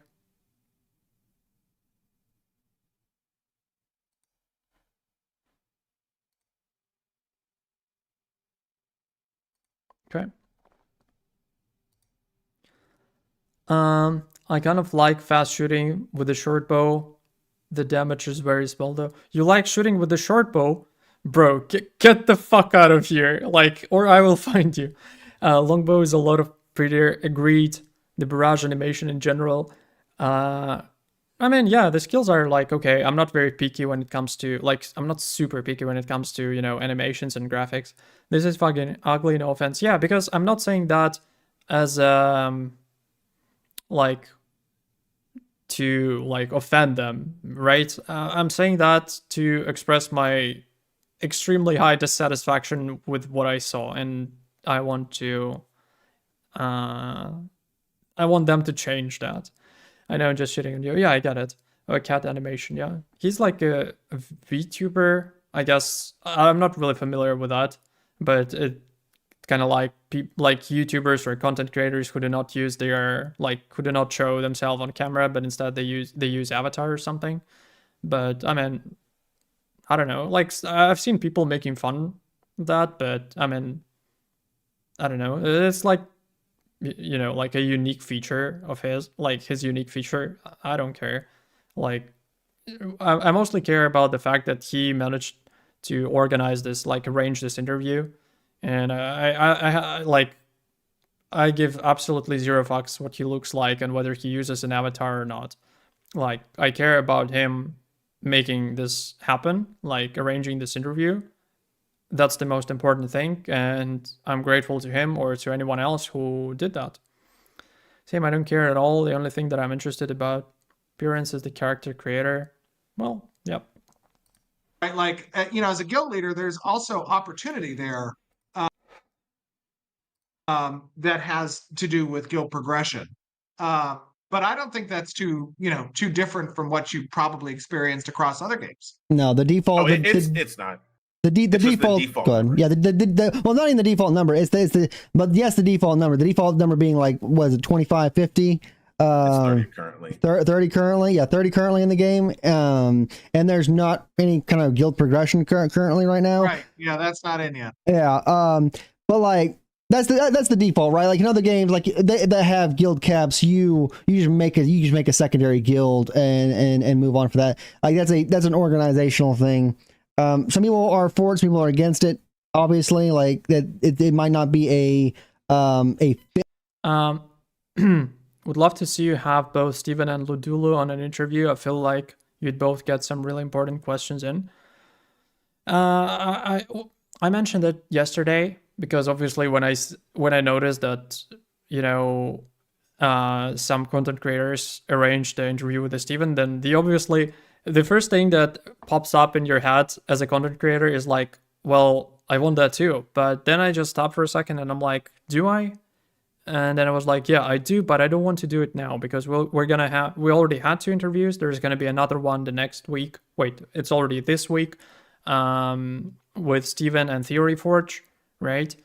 And I was like, do I want to be like number 4 on the list? Probably not. And I'd rather prefer to talk to him. I mean, obviously, if they agree to, like, you know, have me, I'd rather talk to him during alpha too, right? A quote unquote fix for the for the cap issue, but another comment. Let's read it. Sure, but why would anyone care to hear about more points when the ones you brought up are just claims you're making with no support? One good point that can be discussed is more valuable than a large quantity of claims that aren't worth discussing because you aren't talking about any evidence. Oh, God, like...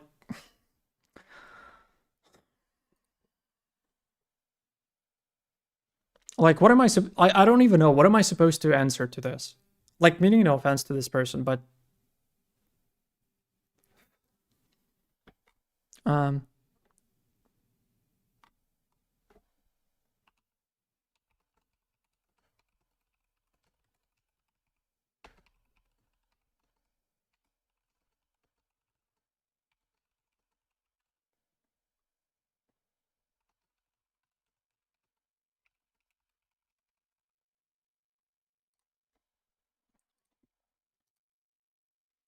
Asmon did good question in his interview with Steven, yeah, but I believe it was a very long time ago, like 3 or 4 years.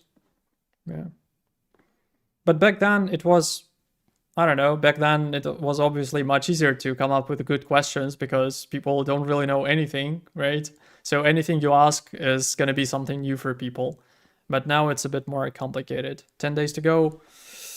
Yes. Thing to go on top of that too is having multiple guilds too. With the systems you guys have with the guild wars and node wars type stuff, do you see that multiple guilds fighting against each other to get behind? Like, I have like a kind of cooldown time. Like, hey, I war against my own guild and then they lose, so we can get past this. So we can be on a cooldown timer and not have to worry about guild wars. Do you see that being a problem? No, I'm. Once again, I probably wouldn't. Like, I understand that they're asking questions, and some of those questions are being asked because they are important for them specifically. So I can't really blame them for that. But I mean, it's a very niche question to be honest. I'm very familiar with those types of gimmicks, as I have utilized them myself in the past many times. So the guild system is accommodating of those thoughts, and there are protections as part of the mechanics in order to avoid that. Are there punishments for losing both node wars and like say you declare not on the defender side, because I know we know that on the defender side there's punishments, but on the attacker side, if you are someone that attacked and lost a... It's niche. I want to hear about the backgrounds. You know. A guild war, a node war, say like the Godspike event, node wars and guild wars. Are there like penalties for being the attacker that loses? Yeah, I mean, again, we go back to our philosophy of risk versus reward. If there's not a loss to be had for the victor or the loser, then what's the concern? What's the risk? So there has to be those things in place. As you mentioned, for the node, right? If you are losing a siege, you're literally losing your city. And for the guild wars and node wars, there are absolutely detriments that are intended as part of the system. Yeah, I agree. I think my only concern was just like, with raids being 40-man cap, and the guild size at its base default start being 30 just seems a little low compared to most games. Because other games do have that progression, right? And you can bring in more members. Lost Ark had it, Elion had it. I don't think New World did, but right now, I would say the standard is usually around that 100-man for the starters, and then you progress on from there. And so it just at a first glance that 30 is just very. The other thing to think about, DA, is like it might be it's 30 at level 1 right now. First of all, very tunable.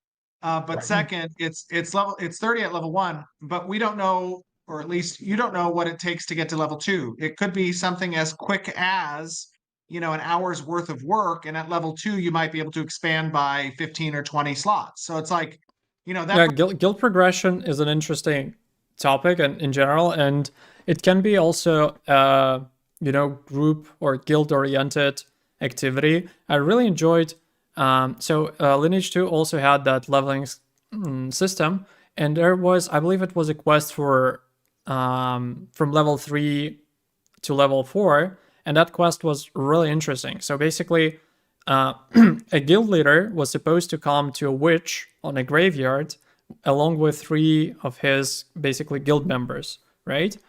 Then the guild member gets poisoned by the witch, and 3 other players sacrifice themselves, and they have to go in 3 different locations, like 1 person to each location, to get the ingredient for the antidote. And basically each one of those 3 characters is supposed to bring that 1 ingredient for an antidote, and you need 3 ingredients in total, and that's why you need 3 players. But they have to be fast because the poison is getting stronger over time, right? And if they manage to do that on time, good. Then the guild leader survives, they complete the quest. But if they don't, then he dies and they have to start all over again. And that was a really interesting quest that helped to build that, teamwork or something like that. It wasn't that complicated because you could also bring a couple of healers that will be, just standing near the guild leader and healing him. But still, you can implement like some kind of quests that require the guild to participate. So yeah. Progression has to come online first. Right. We tune then based around the interaction that we collect metrics on from the player with that progression. I hate to cut the conversation at a high point, and also we could keep continued going for hours now, I'm sure, but we've hit our hour mark with you, Steven. I know you're a very busy man. Thank you for showing up today. I enjoyed it. It was a lot of fun. I'm glad that everybody on this call is helping to test. I know you guys have been through the pain. But I'm also glad to get your guys' feedback, and I know you and DA, your guys' guild is very active in providing, I think, great detailed feedback, which is obviously something that we look to collect from all of our testers. So thank you to you guys and to your guild and to all the testers who are participating. I enjoyed chatting with you guys. With that, DA, you want to do a guild plug? I am DA, leader of Envious. You can catch us out in the Envious server at discord.gg/envious. We are excited. Except for the actual combat, many of the systems in Lineage 2 were ahead of its time. Yes, I would say so. They came up with some really good ideas, and the fact that Ashes of Creation took a few of those systems like 20 years later, it's a sign that what you said is actually true. Yeah. For Alpha 2, we've got a bunch of people ready, and I mean, with this testing, for those of you guys who aren't in yet, the game is very fun. There's a lot to test. It is an alpha, but it is very much enjoyable. The world looks amazing. The characters and gear look great. The combat feels, for those of you, it feels like a more modern version of kind of, I would say, ArcAge a little bit, arguably, with a lot more of just that kind of and new nuances from other games. So we're excited for Ashes. Have you played Perfect World once? No, I haven't. I know all these guys in his call, especially Steven, it's his game, is excited for Ashes. And I cannot wait to get into these, not only the early phases, but the later phases itself. You will, and I promise you guys, those of you who haven't played yet, you will get that first weekend test, and Monday will come and you will sit there like, where is my crack? I am fiending for it. I don't want to go play other games for 4 days. I just want to play more Ashes. So it's going to be a great experience. But it's going to be only 2 months. And then it's going to be 5 days a week. And 5 days a week is much better. Like 5 days to play, 2 days off. Not that bad, you know. It's not that bad when you actually have days to touch grass, you know. Experience for a lot of you guys. Yeah, thank everyone for showing up. This has been 200 episodes. We're gonna continue going well into well past that mark. We're gonna go for as long as I can keep this thing this train running, as long as Ashes of Creation is a thing. I look forward to what is grass. Yeah, exactly. I played for 10-12 years straight, stopped after the pandemic, and waiting for Ashes since then. Yeah, fair enough. Future to potentially having you on again, Steven, and talking with you in the future and stuff like that. I look forward to testing. Thank Stackerson for always being on the show. Thank DA for being a really great friend and guild leader. And thank you, Steven, for showing up today. And thank our community. Appreciate it. Absolutely. Thank you guys in the audience. Loved it. All right.